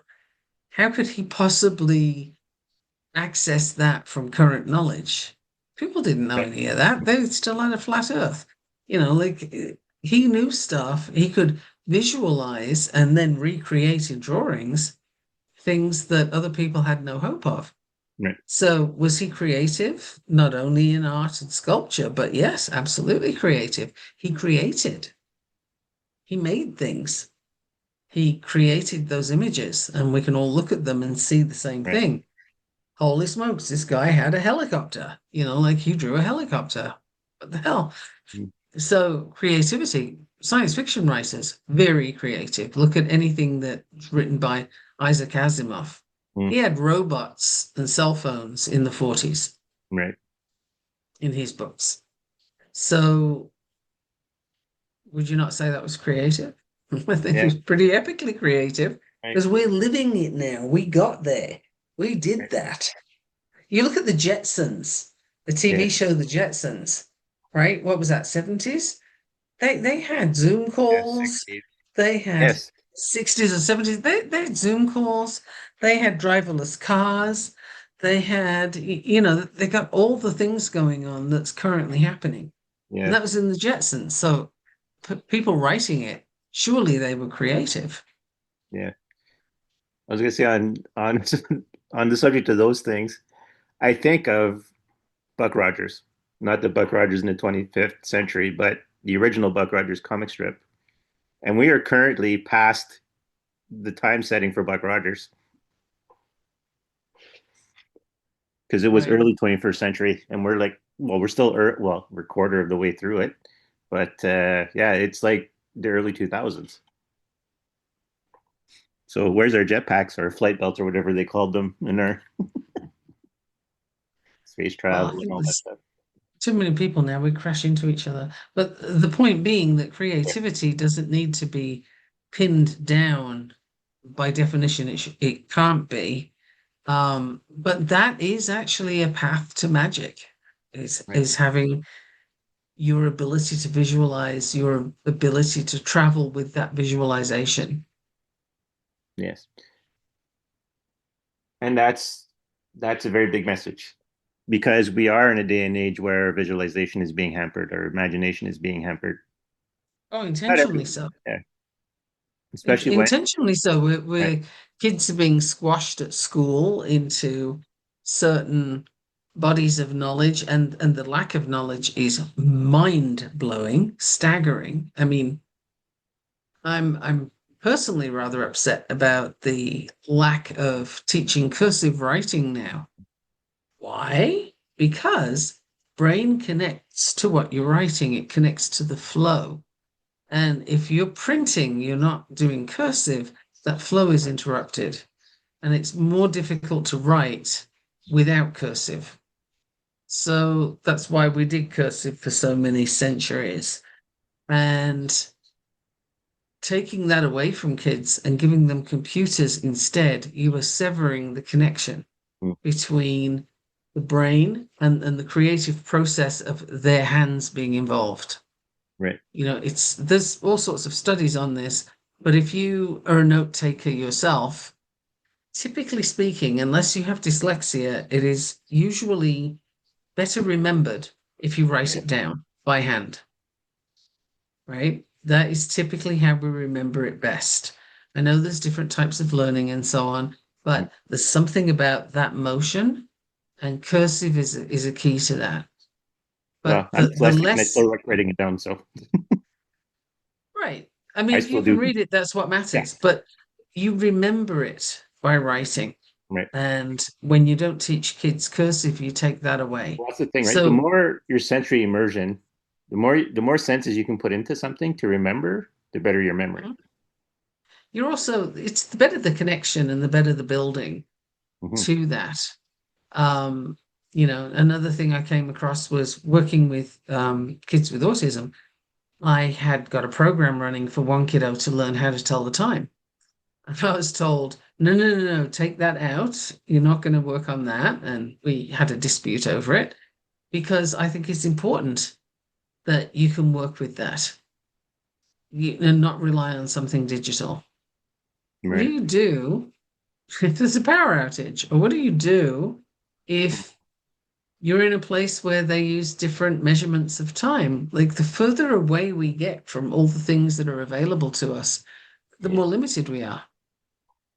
And we are intentionally doing that to kids now. So all they're going to be fit for is working in factories, which I think is the point of the people who are Mm. dumbing everything down. But I think it behooves the rest of us to not sit quietly while that happens. Yeah. What's funny, it was one of my what's that word I'm looking for? When I was a programmer, that was one of my big issues is that I was now part of the problem because when I wrote software, it was like easy to use. Everything was prepped. Like making reports, data manipulation. I did everything at the, right click if you could, brought you everything, Mhm. So I was like, I'm doing these programs and I'm like, am I the bad guy here? Yes and no. Yeah. Yeah, I Because mean, so much more is available right, through computers, yes, but it doesn't mean that we don't need to learn the basic skills. right, And I think knowing how to gives you an independence and a connection to things that we don't have if you don't learn it. One of the issues globally right now, and we're going straight into the mundane here, but I'll go there. Um, People don't learn how to sew, right? It's not a skill that's taught typically. So you get a tear in your shirt or you've got a button missing, and certainly in the US, people will throw it away and they'll go to Walmart or somewhere cheap and buy another one because it doesn't really matter. It's not that expensive, right? Because they don't know how to sew. mm, So meanwhile, this stuff has to go somewhere. It goes into the landfill. It's goes into the river systems, depending on where you are. It ends up in the water. Why? Because you weren't taught a basic skill. I think yeah, that's tragic. It's like people that don't know how to cook. Cooking's not complicated. no, It's just that you've been told you don't need to do it. You can just go to a drive-through and pick up something to eat. But you have no control over that. You don't know what's in it. You're eating crap. You're eating plastic. You're eating stuff that's not actually the animal you're told it is. You are eating things that it's consumable, it's not edible. mm, And the difference there is if it's consumable, it's not going to kill you. But if it's edible, it's good for you. It's something your body needs. right, Consumable covers a lot of sins, if you will. yeah, Um, it's yeah, you can eat those like let's name it the Impossible Burger. Well, seriously, if you saw a film showing you how those things are made and what they're made of, I didn't think you'd eat one. Nobody in their right mind would eat that stuff because it mm, is impossible. It's not food. It's consumable. You're not going to die, but damn, you're not going to be healthy. It's not doing anything good for you. You're trying to make your brain and your body out of that, mm. and it's plastic. It's artificial. Well, that's the thing, right? Like the problem with trying to solve things artificially is that you get artificial solutions. Right. And that actually comes beautifully to something that's been a big point of mine recently, which is you have to look at things differently. We have to take a brand new perspective and leave alone all the solutions that you've been looking at because they haven't been working. So when it comes to um, producing enough food for people to eat, first of all, there is enough food. There's Right, plenty enough food. Distribution is the problem. Food is not the problem. right, Then you've got the greed. Well, I can get more of this by spending less money. I mean, the reason high fructose corn syrup is so popular, for example, is because it's dirt cheap. It's yes, really easy to make. But it was an accident in a Japanese lab. They didn't mean to make it in the early 70s. mm, And it just, wow, this thing's super sweet. Holy smokes. Whoops. And then the US was the first country to say, oh, you've got what now? And that costs pennies yeah, to make? Oh, yeah, let's start putting that in everything. And suddenly all the food is sweet. And you can't buy food here that doesn't have sugar in it or high fructose corn syrup. It's everywhere. Why? Because it's cheap and it hits the flavor buds. yeah, And the brain sort of says, oh, hey, I'm getting a reward here. But it's not natural. So your body doesn't know what to do with it. And I did some study on this and found, study as in reading what other people had right, learned through experimentation and so on. And the liver can metabolize, it can break down alcohol better than it can break down high fructose corn syrup. It can take alcohol a couple of steps further than it can mm, high fructose corn syrup. So what happens, the liver gets to a certain point, and then it's like, okay, I don't know what to do with this. I'm out of systems now. I'm going to store it. So you end up with all this unnatural stuff stuck in your body, and then you're going to wonder why you have inflammation and Yeah. the chronic diseases that come from that. Well, it's because of the almighty dollar. Ultimately, it's how do we do this cheaply? So you're being sold this idea of we're trying to solve world hunger, and this is the perspective we use. Yeah. It's bullshit. That's not what they're doing at all, but it makes you feel good about eating crap. That's essentially what they're doing. Yeah. So It's we actually a good example need, of our earlier discussion about things happening behind the scenes that you're not aware of. right. So we need to be very aware that it's not what it seems. You're being sold a bill of goods all over the place. And right now we're getting these big reveals everywhere of, oh, you thought anti-Semitism was a thing of the past? No, it's been sitting there all along, and some people were just waiting for an excuse. And here they run with it. Racism, same thing. Sexism, same thing. Right? Like ageism, same thing. It didn't go anywhere. We were just sold a bill of goods. We were told, oh, that's better now. Don't look at that. Look over here instead.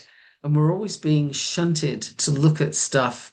Look at the shiny, look at the clowns in the circus. Don't Yeah. look at what's going on over here. And that, if you're stuck in that process, then that might be a good place to start, is figuring out, well, how do I step out of that and how can I do things differently? And that involves creativity. It involves not jumping on the bandwagon, but looking at it differently. Yeah. And the Yeah. thing, too, when it comes to magical practice, and you and I have said this before, and we said it together earlier, Hmm. what you eat, what you consume, what you drink, what you breathe, what you're putting into your brain, all those things, they make a difference because they're forming you and they're forming the foundation that you operate from. So eat crap, and that's your building material. You can't give kids a Coca-Cola and a donut in the morning and tell them to go to school and have a good day. Right. No, they're going to end up on medication for ADHD, right? You can't give them food dye and then expect their brains to function properly. There's plenty of studies that show that's not how it works. So, what are you doing to yourself? How many people are on energy drinks, for example, right? Hmm. Well, check the ingredients, not the stuff that they put in big shiny letters that says all natural. You know, beaver anal glands are all natural, Yeah. but it's used as substitute for vanilla. That's yeah, vanilla flavor. So, Natural vanilla flavor, yeah. if you're going for artificial vanilla flavor, contemplate your sources, my friend. You might not want the artificial, Let right? me see a beaver or Because whatever it is. yeah, I mean, all natural doesn't mean squat, really. So I guess the point here is try Oh yeah. and be mindful of what you're consuming because So you're operating yeah, from there. I just had a weird. So using the vernacular of the youth, quote unquote, looking at a beaver and asking yourself, what that ass do though? Make artificial vanilla flavor. Right. That's one way of looking at it. Yeah. But yeah, it's just don't believe everything you're told and don't believe everything you think. Yeah. We really need a whole heap of clarity right now. I think that's the big thing. Yeah. Comes back to that every week, pretty much. Well, and it's very important to repeat over and over, even if people get sick of it, until they do it. Mhm. We live in the Yep, world we live in because we allow for it, absolutely. except for Luigi, or whatever his last name is. Luigi? Yeah, that guy who shot the CEO there. Oh, Mangione. Yeah, Luigi Mangione. I'm not encouraging anyone to go do that. I'm just saying, yeah, it's It's the problem with the world we live like, but that's not just modern times. It's any period of time in history. You get what you put up with. Like I think George Carlin said it right. You get the politicians you deserve. I'm sure many people have said it, and George Carlin said a great many wise things. Yeah. So sounds about right. But we get what we tolerate and we get what we turn a blind eye to. Right. And that's, I recently finished working at a company where there was a particular member of staff who was in a position of power and she didn't use it well. She used it to keep everybody kind of wrong-footed so that she would hold the control. Everybody would have to go through her. She was the only one that knew what was going on. Why? Because she made sure it stayed that way.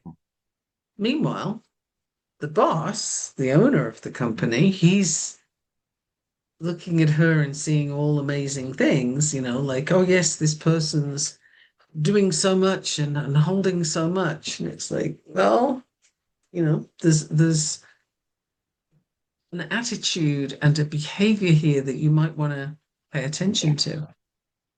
And before I left, his response to me was, I think there's an attitude I've been turning a blind eye to, but it affects his entire business. Yeah. So now he has a choice to make. Not an easy one, because typically, if you've been going down a path for a while, getting out of it again takes work and Yep. gumption. And that's mundane or magic.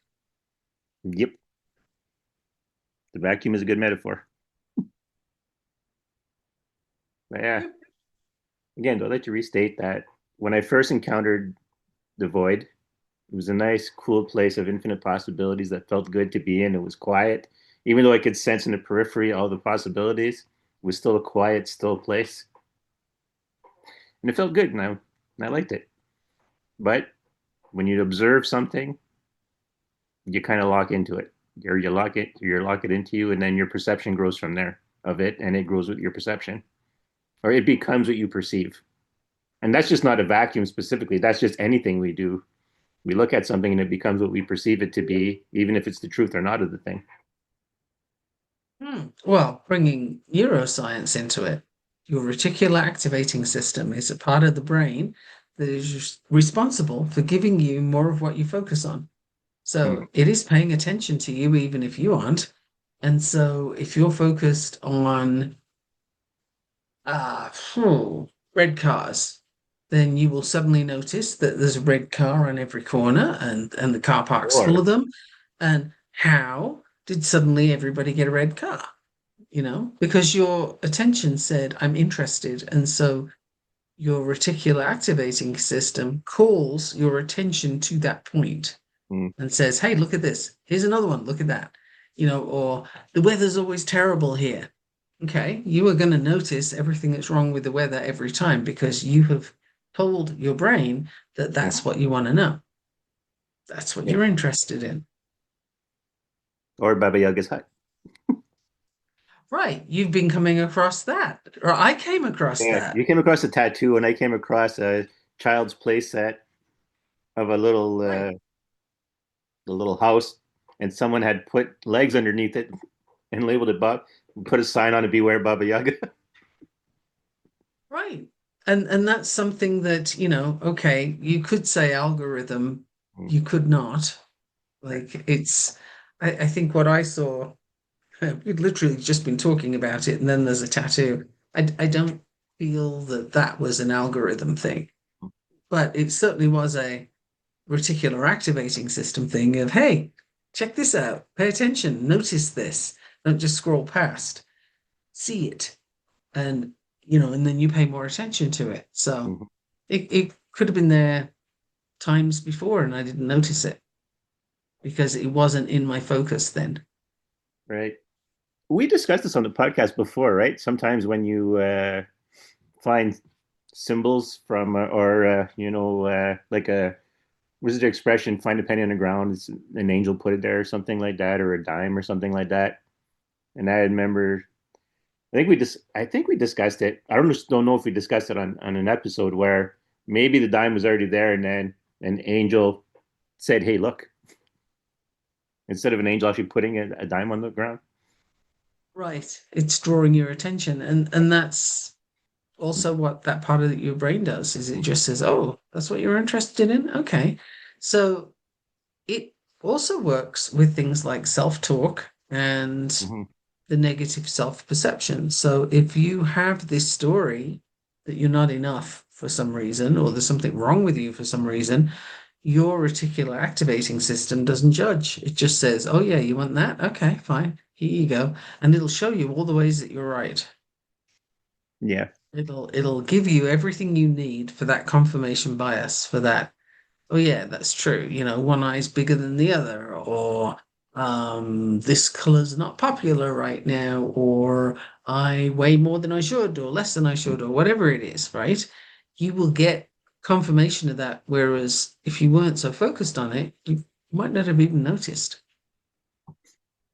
Yeah, actually, you know what? That's in this day and age, that's an absolutely important thing to talk about because your algorithm will feed you. My algorithm is pretty messed up because when you're open-minded, you get like weird combinations of things. Like I can scroll like three videos of men are scum, and then the next three videos will be women are scum. The next three videos will be men are okay, and then the next three will be women are okay. But it's like they all come into my You need to algorithm. check into what you're looking at. Seriously. Well, because I like when someone comes on and says, "Oh, I'm a victim of this. This is what happened to me," and I'm like, "Oh, well, how did they have solutions for this, or did they? What's their story? How did they come out of it, or did they come out of it?" And I listen to everyone's story, so then the algorithm feeds it, but it doesn't discriminate versus positive ideas versus just alerting you to something. Like it won't Hmm. just say, "Oh, the statistic is whatever men are whatever more likely to commit violent crimes." Okay, well, that's you relaying a statistic to me versus then everyone spinning it and saying all men are evil and men should be exterminated. I don't think the algorithm doesn't necessarily distinguish the two as well as it should. Hmm. I guess it extinguishes it as much as it needs to. But, But also how you interact, right? Like if someone writes that, I go look in the comment section to get further clarification because some people will throw articles in, you know, Mhm. and then I'll look and then it's like, oh, I interacted with it. Crap. So there's that. But because out of curiosity to see like what people are talking about, and then that openness leads you to, but these opposite ideas come into play. So my algorithm is like, I don't know if the algorithm that's set for me is like having a connection because it's got to go through all these different sides. Okay. But it's kind of an AI version of what your brain does. Yeah. It gives you more of what you focus on. So that's, again, the visualization thing. Hmm. There's your evidence, if you wish, that the the studies that have been done, the brainwave patterns that have been looked at, and so on, to see the reticular activating system in action. This is also, it speaks to the visualization thing, right? The more you focus on that outcome that you have created and that you want, the more you're going to get the things that will take you there. Yeah. It'll Like, bring you the how. right. In a way, like I'm glad because I get both sides. I get perspectives from both sides of the arguments, positive and negative. So I get to see what's going on in that space in these discussions. But it's just interesting. Hmm. Yeah, I don't think I'm going to put my attention there. I'll leave you with that one. Yeah. Well, I mean, but that's how the world is, right? Like we all function cooperatively, whether we realize it or not. Like we can't all be, again, right? We can't all be experts in everything. So we kind of have to go down the path that we start on and work from there and expand from those things.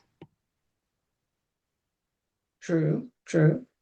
If I they guess overlap with uh, other things, that's good. But I guess a caveat emptor that comes up, buyer beware, mhm. is not everybody. Well, actually, not only not everybody, but a fair number of people, like more than that, um, who represent themselves as being an expert in something or the answer to something that you've been looking for.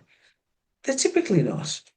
Very often it's somebody who's had one experience and then said, "Oh, hey, this is me now." And that's a leap of, first of all, not understanding that there is work that needs to happen. Right. So, you don't get to sit and meditate and then suddenly you're a monk. You don't cast a spell and now you're a magician.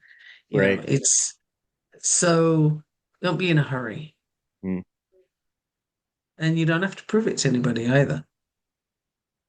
It's probably better if you don't go in with that energy because somebody will make it their business to disprove, and then you get stuck in this whole Yes. cycle of nonsense because it doesn't mean anything.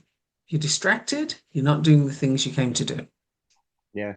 That leads me to the thought of you have to live your life. I was going to say lead at the same time.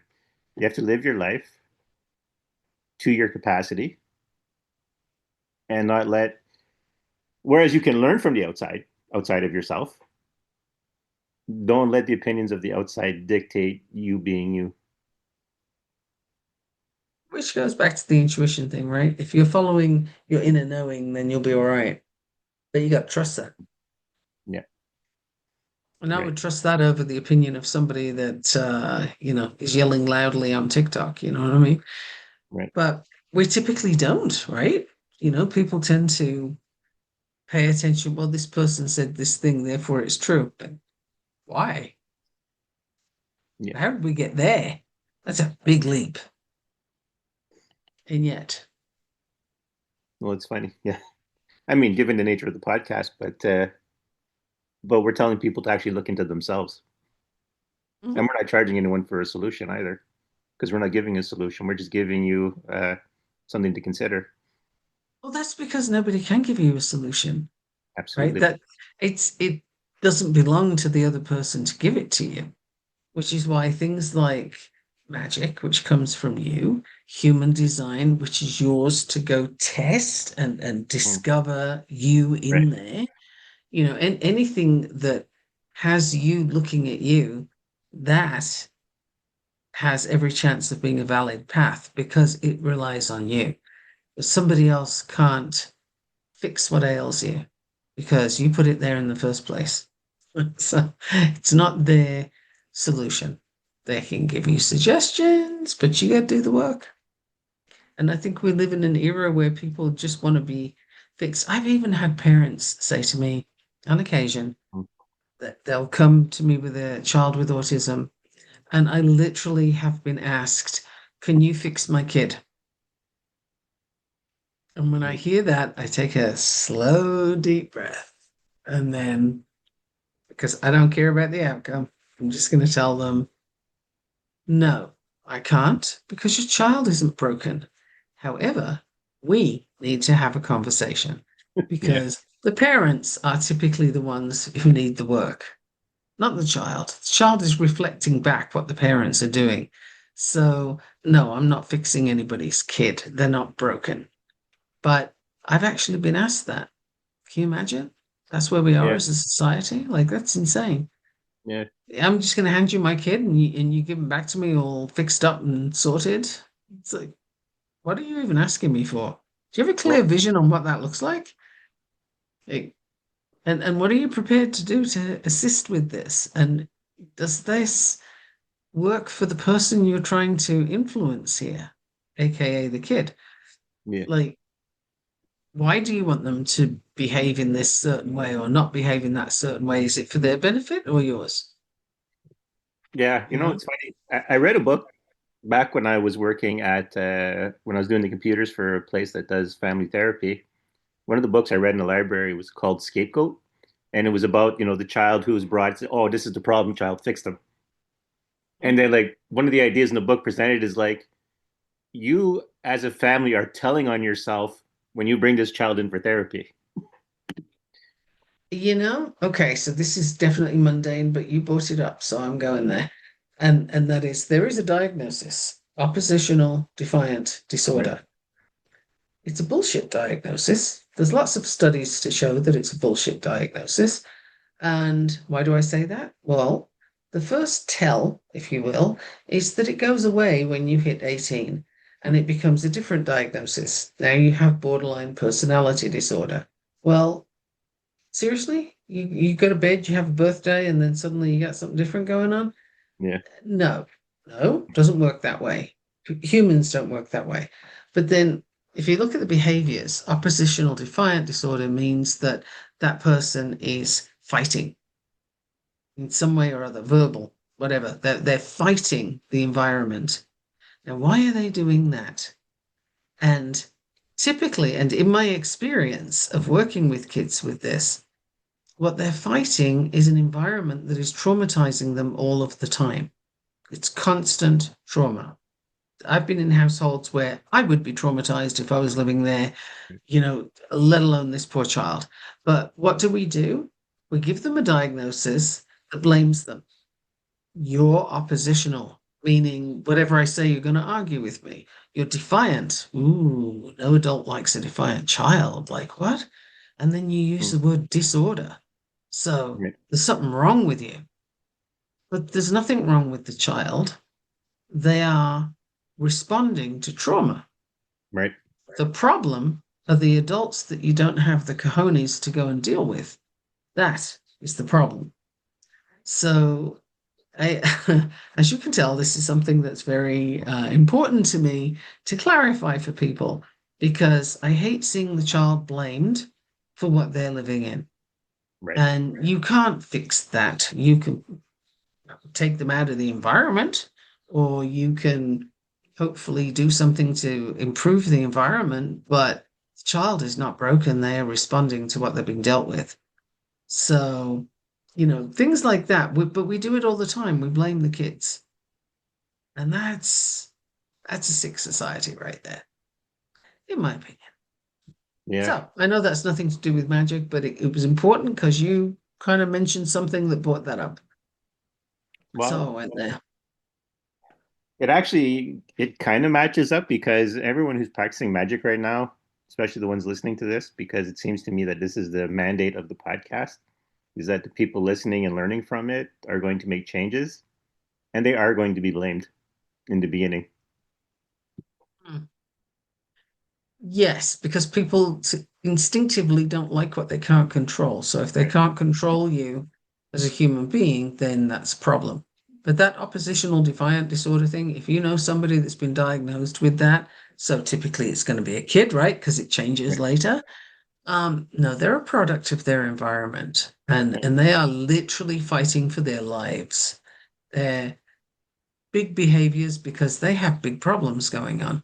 Right. That's what's happening there. I've worked with a kid that was, she had some epic behaviors, man. But I was in that house with her a lot. And frankly, I would have too. So, I had to help her kind of deal with them, but she was not the problem. Right. Well, that's the thing, right? The problem child is the one that reveals the problem that the family dynamic has. And that's why they're the Yes. scapegoat. When they're in fact, the book argued actually the heroes of the family because they're Well, the yeah, ones because bringing, they're the bringing cycle breakers. They're yeah. the ones who are going to show up and call bullshit on what's going on through their behaviors. Mhm. So, and if you're stepping out of a religion and into magic, for example, yeah, chances are you're going to have that religion's version of oppositional defiant disorder, right? Right. You're going to be labeled and potentially shunned depending on the religion, and that can be very problematic. So, again, you got to have a solid foundation in who you are, trust yourself. Because if you're not starting from there, then you're not on very strong ground, and it'll be a tougher job than it needs to be. Mm. I wanted to make a joke We about kind of covered it all, right? I think so.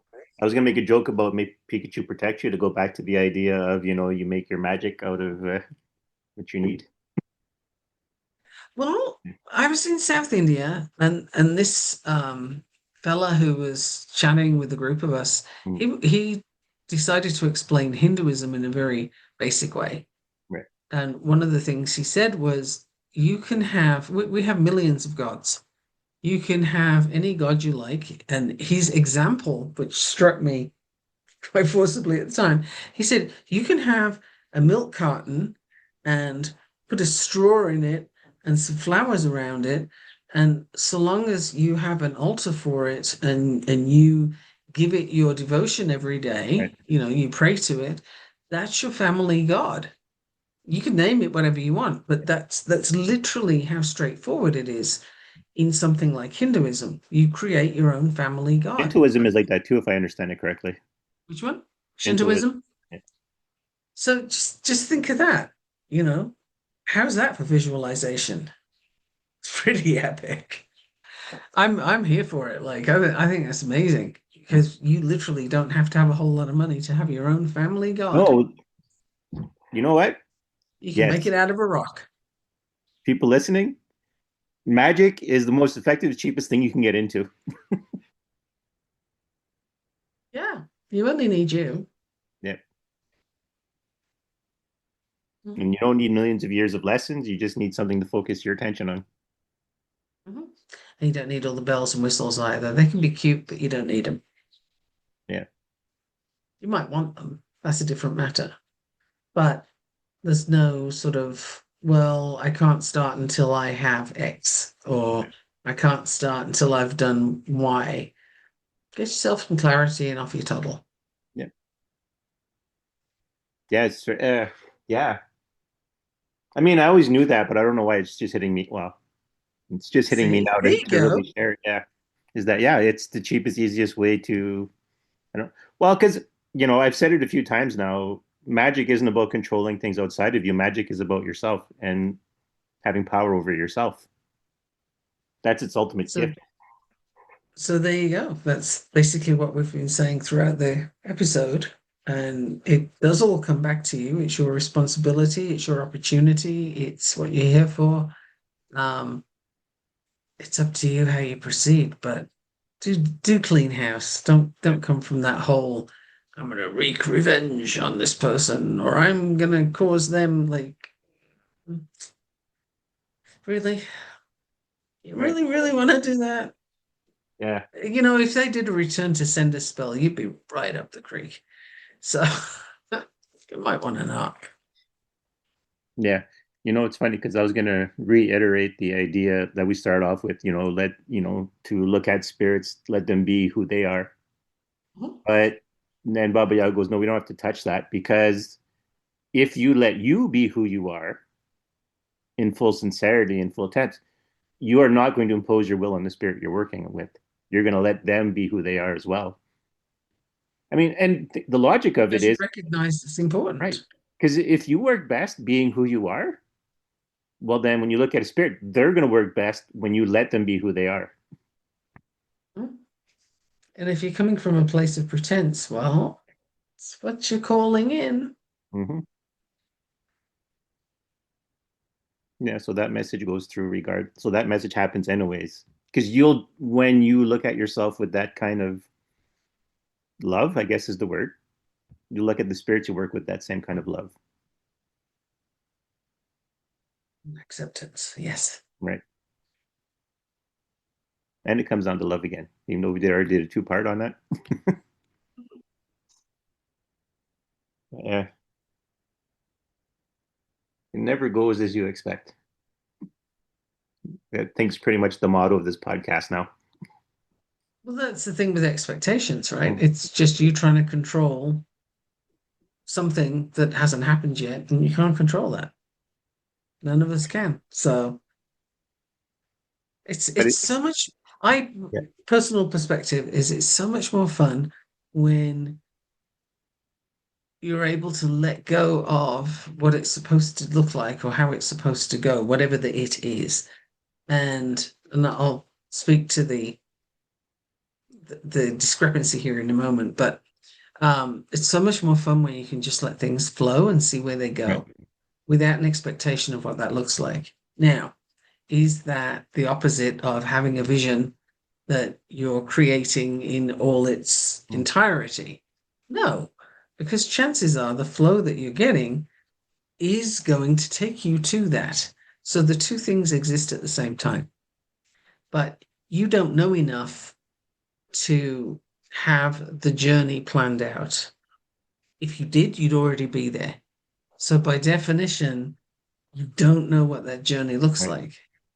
No, that's the whole thing, which is why when people say, "Well, how do I do X?"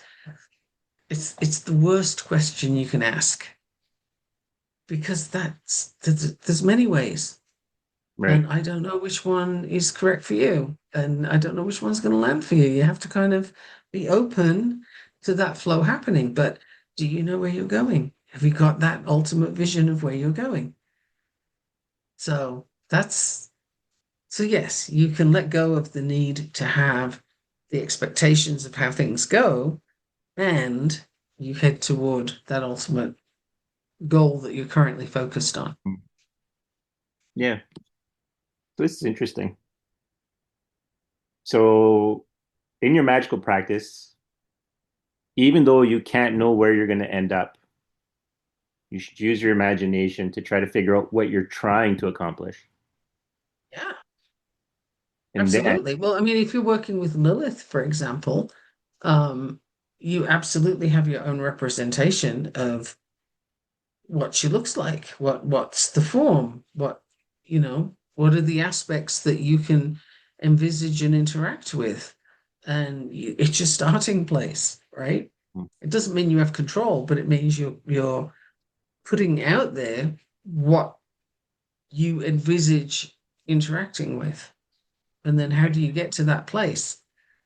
How do you get to that interaction? I don't know. That's what free flow is for. right, because you start off, I guess, you know what? Since last week's big mic drop was the now you got to present, now you got to show up. This week we'll probably, well, I say this week we'll go with, but the idea I'm getting here is that, okay, so you start off with your imagination, what you're looking to do. So you explore that with Your yourself. vision. Why do you want it, right? And then as you explore, that's when you get your answers that you're looking for. Not necessarily because someone tells you, but as you go through and you feel, does this feel right for me? Does this not feel right for me? And then you start And you get solidifying your downloads. vision, And you get downloads, right? right? And you have new ideas, if you will. That can be a download. But it's like if you're piloting a ship and you're heading toward a tropical island, for example. Well, if you just set course and that's it, right? You don't look at it again, you just keep going. Right, Chances are causes and conditions, the currents, whatever else is going on out there, winds, high winds, doldrums, all the different things will affect how the ship is moving. So even if it's not a sailing ship, they will have an influence on, how much it's being pressured this direction or that direction. Ultimately, you'll probably miss that island by hundreds of miles because you didn't course correct. It didn't get changed as it needed to. And if you have a fixed plan of what that looks like, you're not going to know when it needs to course correct. right. So being open to the new influence of the day, the new information, the new feeling, whatever it is, you don't know what you don't know. Right. And that's, we're like that to our very last breath. So needing to know how is a it's a false question. It's like it's a nonsense, it's a distraction, a red herring. Mhm. You can't have the answer to that because it could change as soon as it's spoken. Yeah. The fact of speaking, it could change it. Yes. What I'm trying to get to for the people listening is that be curious because I know because I've been asked questions. Well, how do you be curious but not ask questions? And it's like, well, it's not about not asking questions. It's trying not to control what you want to know, if that's worded properly. Asking questions without judgment, right? If Right. you have an expectation of how the outcome's going to look, Yes. then you got a judgment on that. Mhm. You have an investment in, okay, how do I Right. get to how do I lose 50 pounds? Well, the person asking that might actually have a 10-pound difference between where they are and where their ideal is, but they Mhm. have body dysmorphia and they see themselves differently. So do you really want to give them the answer to that? Like it's Yes. just it's not yours to do, and they might not be asking the right questions.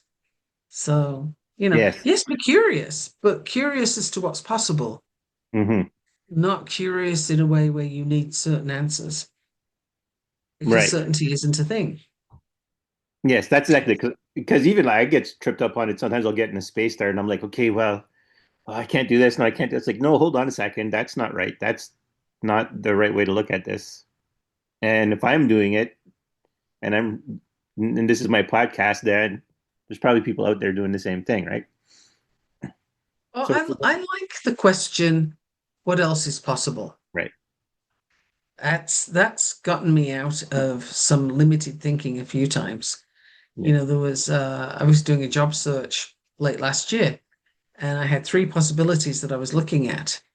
And my initial response to them was, oh, I have to say yes or no. Hmm. And I wasn't happy with that. And then I realized, wait a minute, don't. What happens if I ask the question, what else is possible? If I don't say yes and I don't say no, what else is there?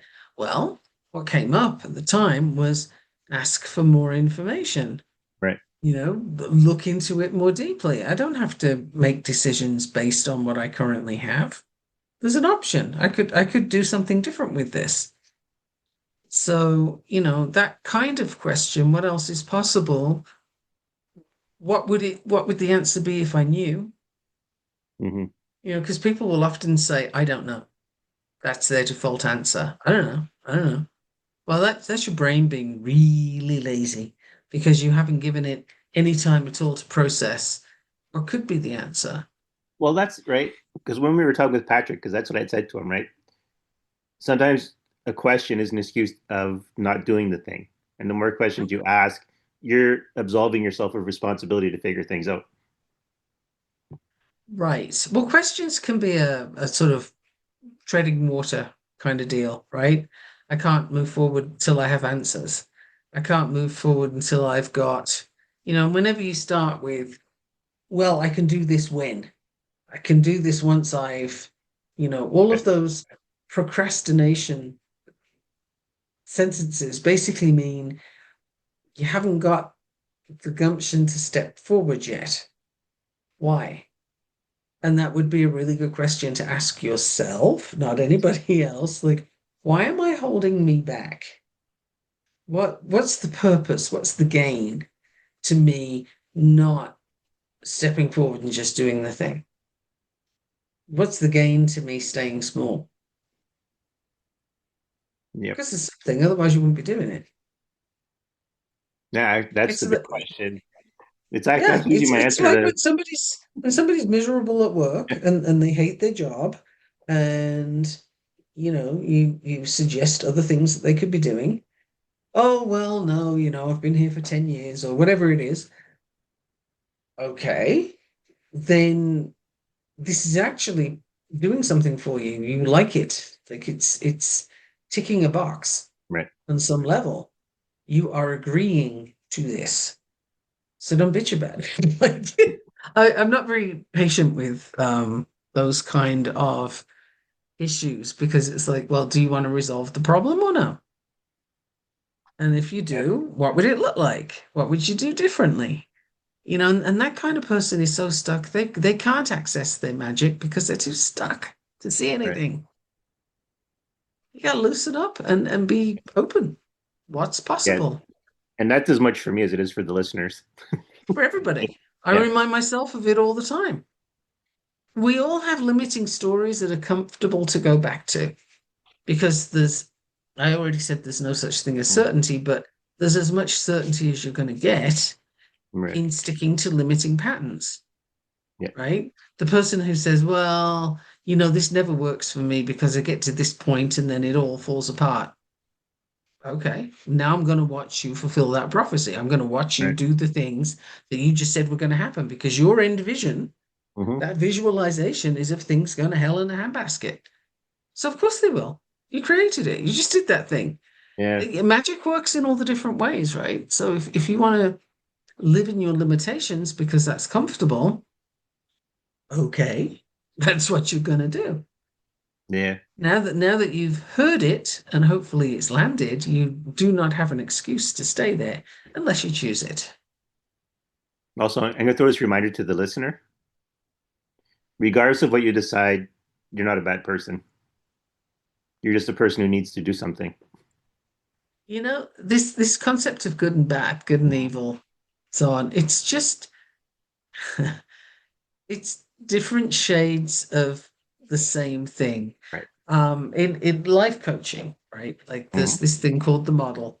And I think I've gone through it before in the podcast, but seeing as we're still running on, I'm going to throw this one out there because it's useful. Right. You can use it yourself. So you write down this list. The first thing on the list is the event or circumstance. Let's go with circumstance. That's probably a good word. Now, Hmm. the circumstance is the thing you're focusing on, and you have to phrase it in such a way that anybody anywhere in the world, regardless of their background, would agree that that is what you're looking at. So, for example, let's take a dead person. I Hmm. kind of like this example. So, this person died. Okay. Anybody anywhere in the world can look and say, yep, that is a dead body. We are agreed. Okay. So, you've got the circumstance. Right. Now, the next thing that comes is the thought. This is powerful because what you think about that circumstance will affect the following line, which is how you feel about it. And how you feel about it will cause the actions that you then take, which gives you your results. So going in two different directions with this. So this person died. Okay, Right. we're all agreed. I'm thinking, oh no, that's so sad. That was a I don't know, a relative, or it Right. was somebody who everybody said was a good person, and so on and so forth. I feel terribly sad. So now my action is going to be influenced by me feeling sad, and my results will keep me in a state of grieving and processing that. And you go back to the thought, which is probably keeping you there in that loop. Or another person who's going to look and say, well, that was Hitler, and so yay, we've been or Mm. Osama bin Laden, right? Right. So yeah, that's what we wanted. We're all looking for that, and woohoo, the world's a safer place. That person is going to go off and have a party, right? Like they're having a completely different experience, same circumstance. If you're Osama bin Laden's partner, his wife or Right. something, you may see that differently. Yes. You might not be quite so thrilled. So the circumstance is something that anybody can agree on, but everything else is perspective. And where the power comes in is changing your thought.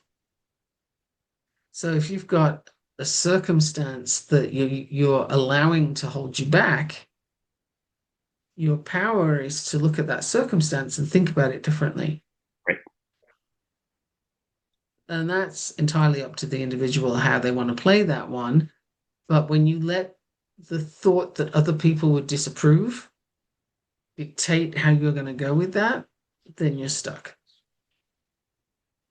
because Absolutely. that's not even yours at that point, right? It's like politics, we do politics a lot on here.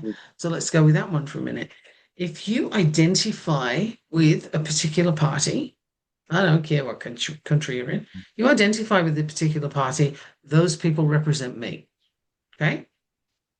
Now, you're going to have a hell of a time looking at the stuff they do and saying, but I don't agree with that. And I Hmm. don't like that.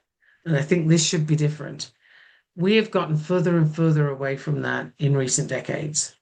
And it's not a discussion anybody can have. One of the reasons is because politics is considered taboo and nobody ever wants to talk about it. And I don't understand this because it's kind of important. But also, this identification with a certain group means we can't say they're wrong anywhere, which means they get away with a hell of a lot, right? But you can't see the other person's perspective either because you can't allow that. You might have to change your mind. Yeah. Panic, panic. So that is where the power is, and that is where you get stuck. Being able to change your mind, being able to look at something and think differently about it. What else is possible? It's a fantastic question at that point. Yes. It's always a big question to ask. It is. I think the listener can kind of see how that would work now, right? Like, okay, I have this story about this situation, and obviously it's right because I'm thinking it. What if you thought something different? What else is possible? Typically the whole vengeance thing we were talking about Yeah. before. Well, you're keeping yourself in that space. You're tying yourself to that energy. Is that really what you want to do, or can you think differently about it and let it go? If you hold the burning coal, you're the one with the burns on your hand, Yep. not the person you're thinking about. Hmm. Funny because it reminds me of our discussion on forgiveness. I know Same thing. we went completely 180 from what people expected us to say about forgiveness. Mhm. It's the same thing. It's got nothing to do with the other person, and it's got everything to do with you deciding, I don't want to be in that space. Right. Doesn't say that the thing that happened didn't happen. It's not less valid. Uh, the only thing that really goes away is that victim energy, which who needs Right. anyway? Right. That's a poor space to stay in, right? Like, really? You want to be there? Really? No, let's not. There's so much more out there that you can't access if you're stuck in victimhood. That's right. Like, You sure as oh, hell aren't doing any magic from there. and it's not sending the message you think it's sending. No, it's pitiful. It's not. No, nobody's looking at that person and saying, "Oh, aren't you admirable? Look at the way you're being a martyr." Nobody likes that.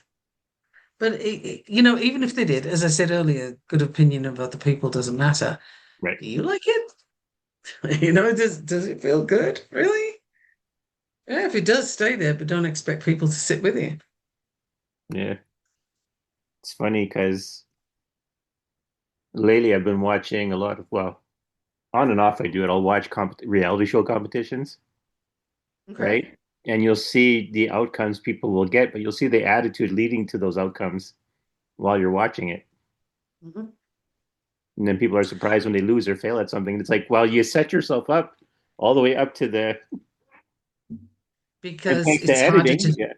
Yeah. it's harder to see your own patterns for one thing, but also that lack of awareness, the lack of looking and buying into your own thoughts Right. on, well, this is what people think of me, this is what I'm projecting. Is it though? You know, like really? Or are you just telling yourself that because it's convenient? So we tell ourselves a lot of stuff that doesn't really hold up to the mirror test, right?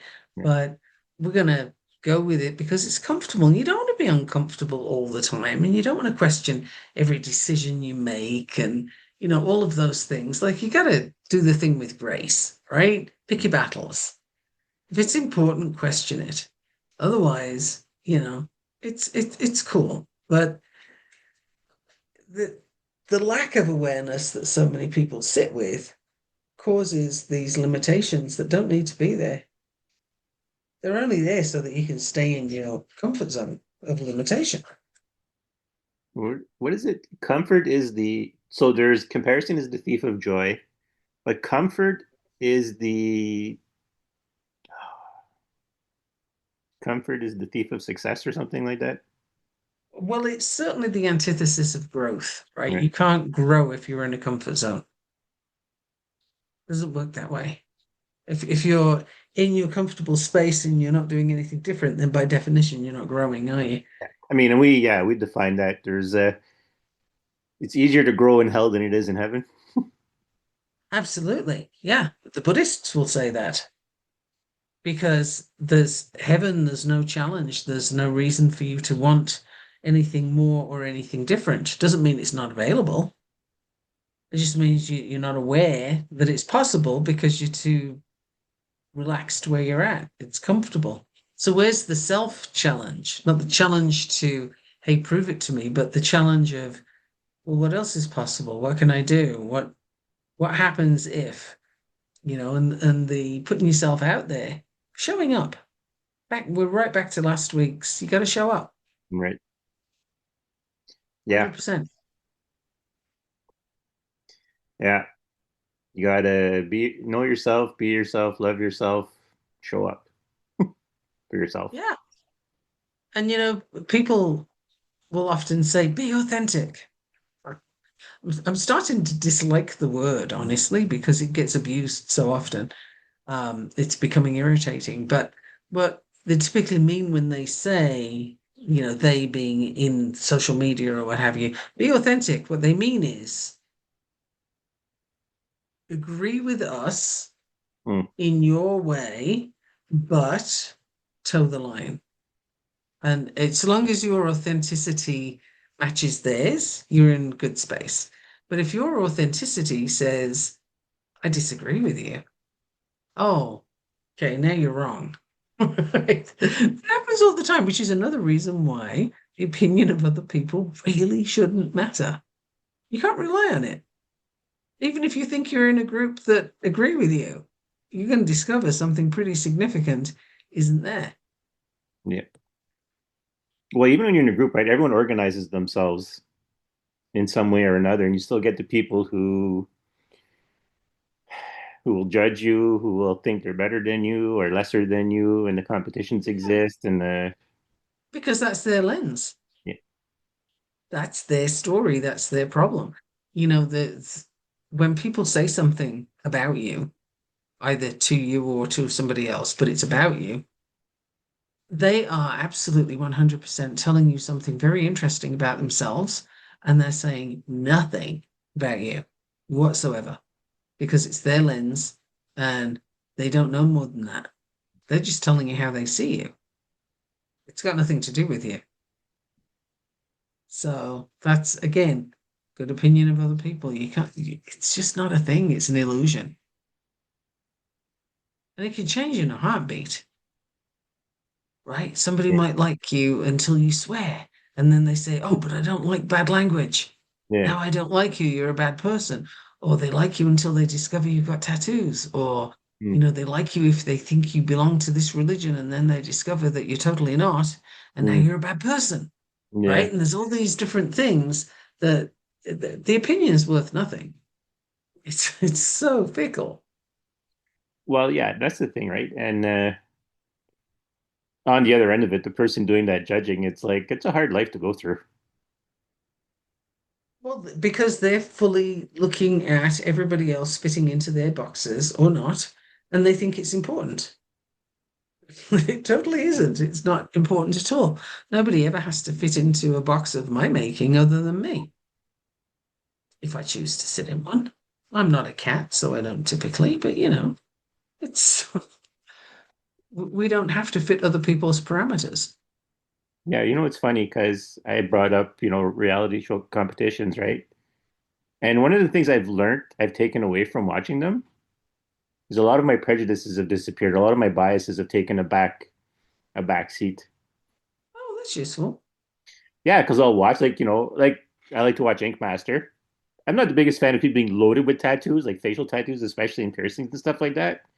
But I find sometimes by the end of the competition, I'm rooting for the person with the facial tattoos and the facial piercings.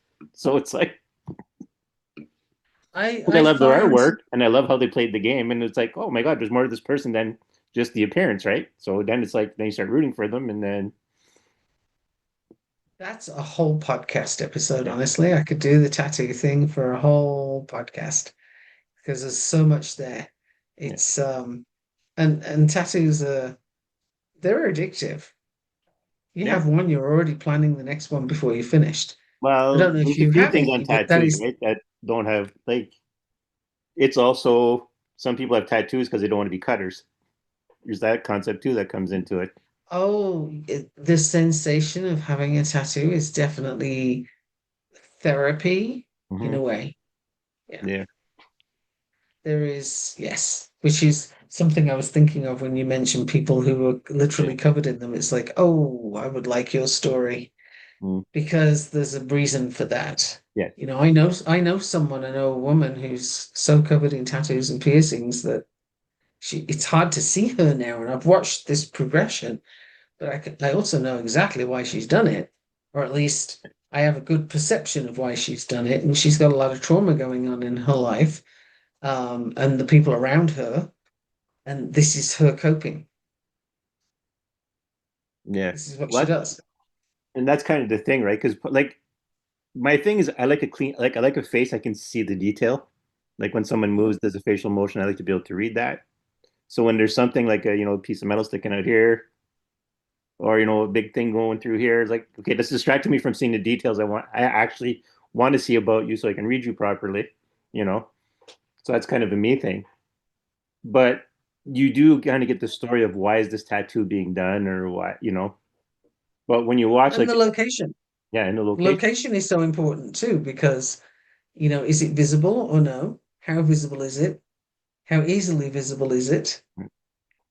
And, how important is it for that alteration to be front and center yeah, to the person? Like, what are they saying? Because it's saying something. You don't have a tattoo for nothing. yeah, It says something. yeah, There is a point, and when you go back for the second and the third and the fourth, there are points to this. And for the listener, I have tattoos. You can't see them, which tells you something right there, right, but I have a fair amount. So I know what I'm talking about here. yeah. But yeah. Well, that's the thing, right? Because I like tattoos as an art form, and I'm always Mhm. impressed with the skill it takes to actually I make like good a very ones. good tattoo on a body. Like, Mm. Oh no, it's pretty amazing. And the process too. And you've got to trust the level of trust between the people involved and so on. well, It's that's the it's thing, right? pretty epic, particularly when it's a big tattoo. Hmm. Yeah. Yeah, those take a long time and a lot of work Oh, yeah. and a lot of trust. Because once you got one, you got one. Well, that's it, right? Especially a facial tattoo. Once you have a facial tattoo, that's. Yeah, those things are kind of, yeah, that's a whole other level of investigation. Mhm. Mhm. But yeah, just to say that, like, yeah, it taught me a lot of things about looking at people and putting my biases aside and paying attention to what they are, who they are as people. Mhm. Yeah, because you don't know their story. You'd be pretty damn sure there is one, but you don't know what it is. Yeah. Anyway, I think at this point we really do have to wrap up because this has been a super long one. This might even be a twofer. Yeah. Well, we'll see. People can listen to it as long as. But I think okay. So we got everything we wanted to talk about, or I would Baba Yaga say wanted to so. present. As per our usual method, we didn't necessarily come out in direct wording all the time. Sometimes it was brought around by stories or one thing mashing into another, opening up that idea. Mhm. Oh, yeah, I think we're good. Tends to be how it goes. Yeah, I kind of like it actually. I Uh-huh, almost me don't too. want to title episodes, but I do just to give people an idea of what we're shooting for at least. But They know by now that it may or may not end up there. yeah, surprisingly though, we're like our listenership is picking up. Like the pace is like a lot faster. Okay, for those of you still listening, I am super impressed that 3 hours later you are still here, and I'd love to hear from you. Mhm. Like, let Danielle know how come you're hanging on listening to us for this long, and are you getting something from it? Is it useful? Is it interesting? Did it provoke thought? Other Yeah. than, good God, when are they going to shut up? Like, did it provoke some useful thought? Well, a lot of our recent episodes have only been like an hour and a little bit. Patrick and this one are Surprise! the ones that have been the longest, but a lot of them have been keeping to a little bit over an hour. So it just depends on what Awesome. needs to be said and how long it takes me to figure out what I want to talk about or I want to say or get to the point. Yeah, well, as we've already said, I think no agenda this end. Right. We go where we go, Hmm. and then we get there. And it's so cool. And then we go somewhere else next time. Yep. All right. So on that note, how the hell do I end this podcast? Oh yeah. Once again, I'm Daniel Dubois. I'm Michaela Gaffinstone. Until next time. Until next time.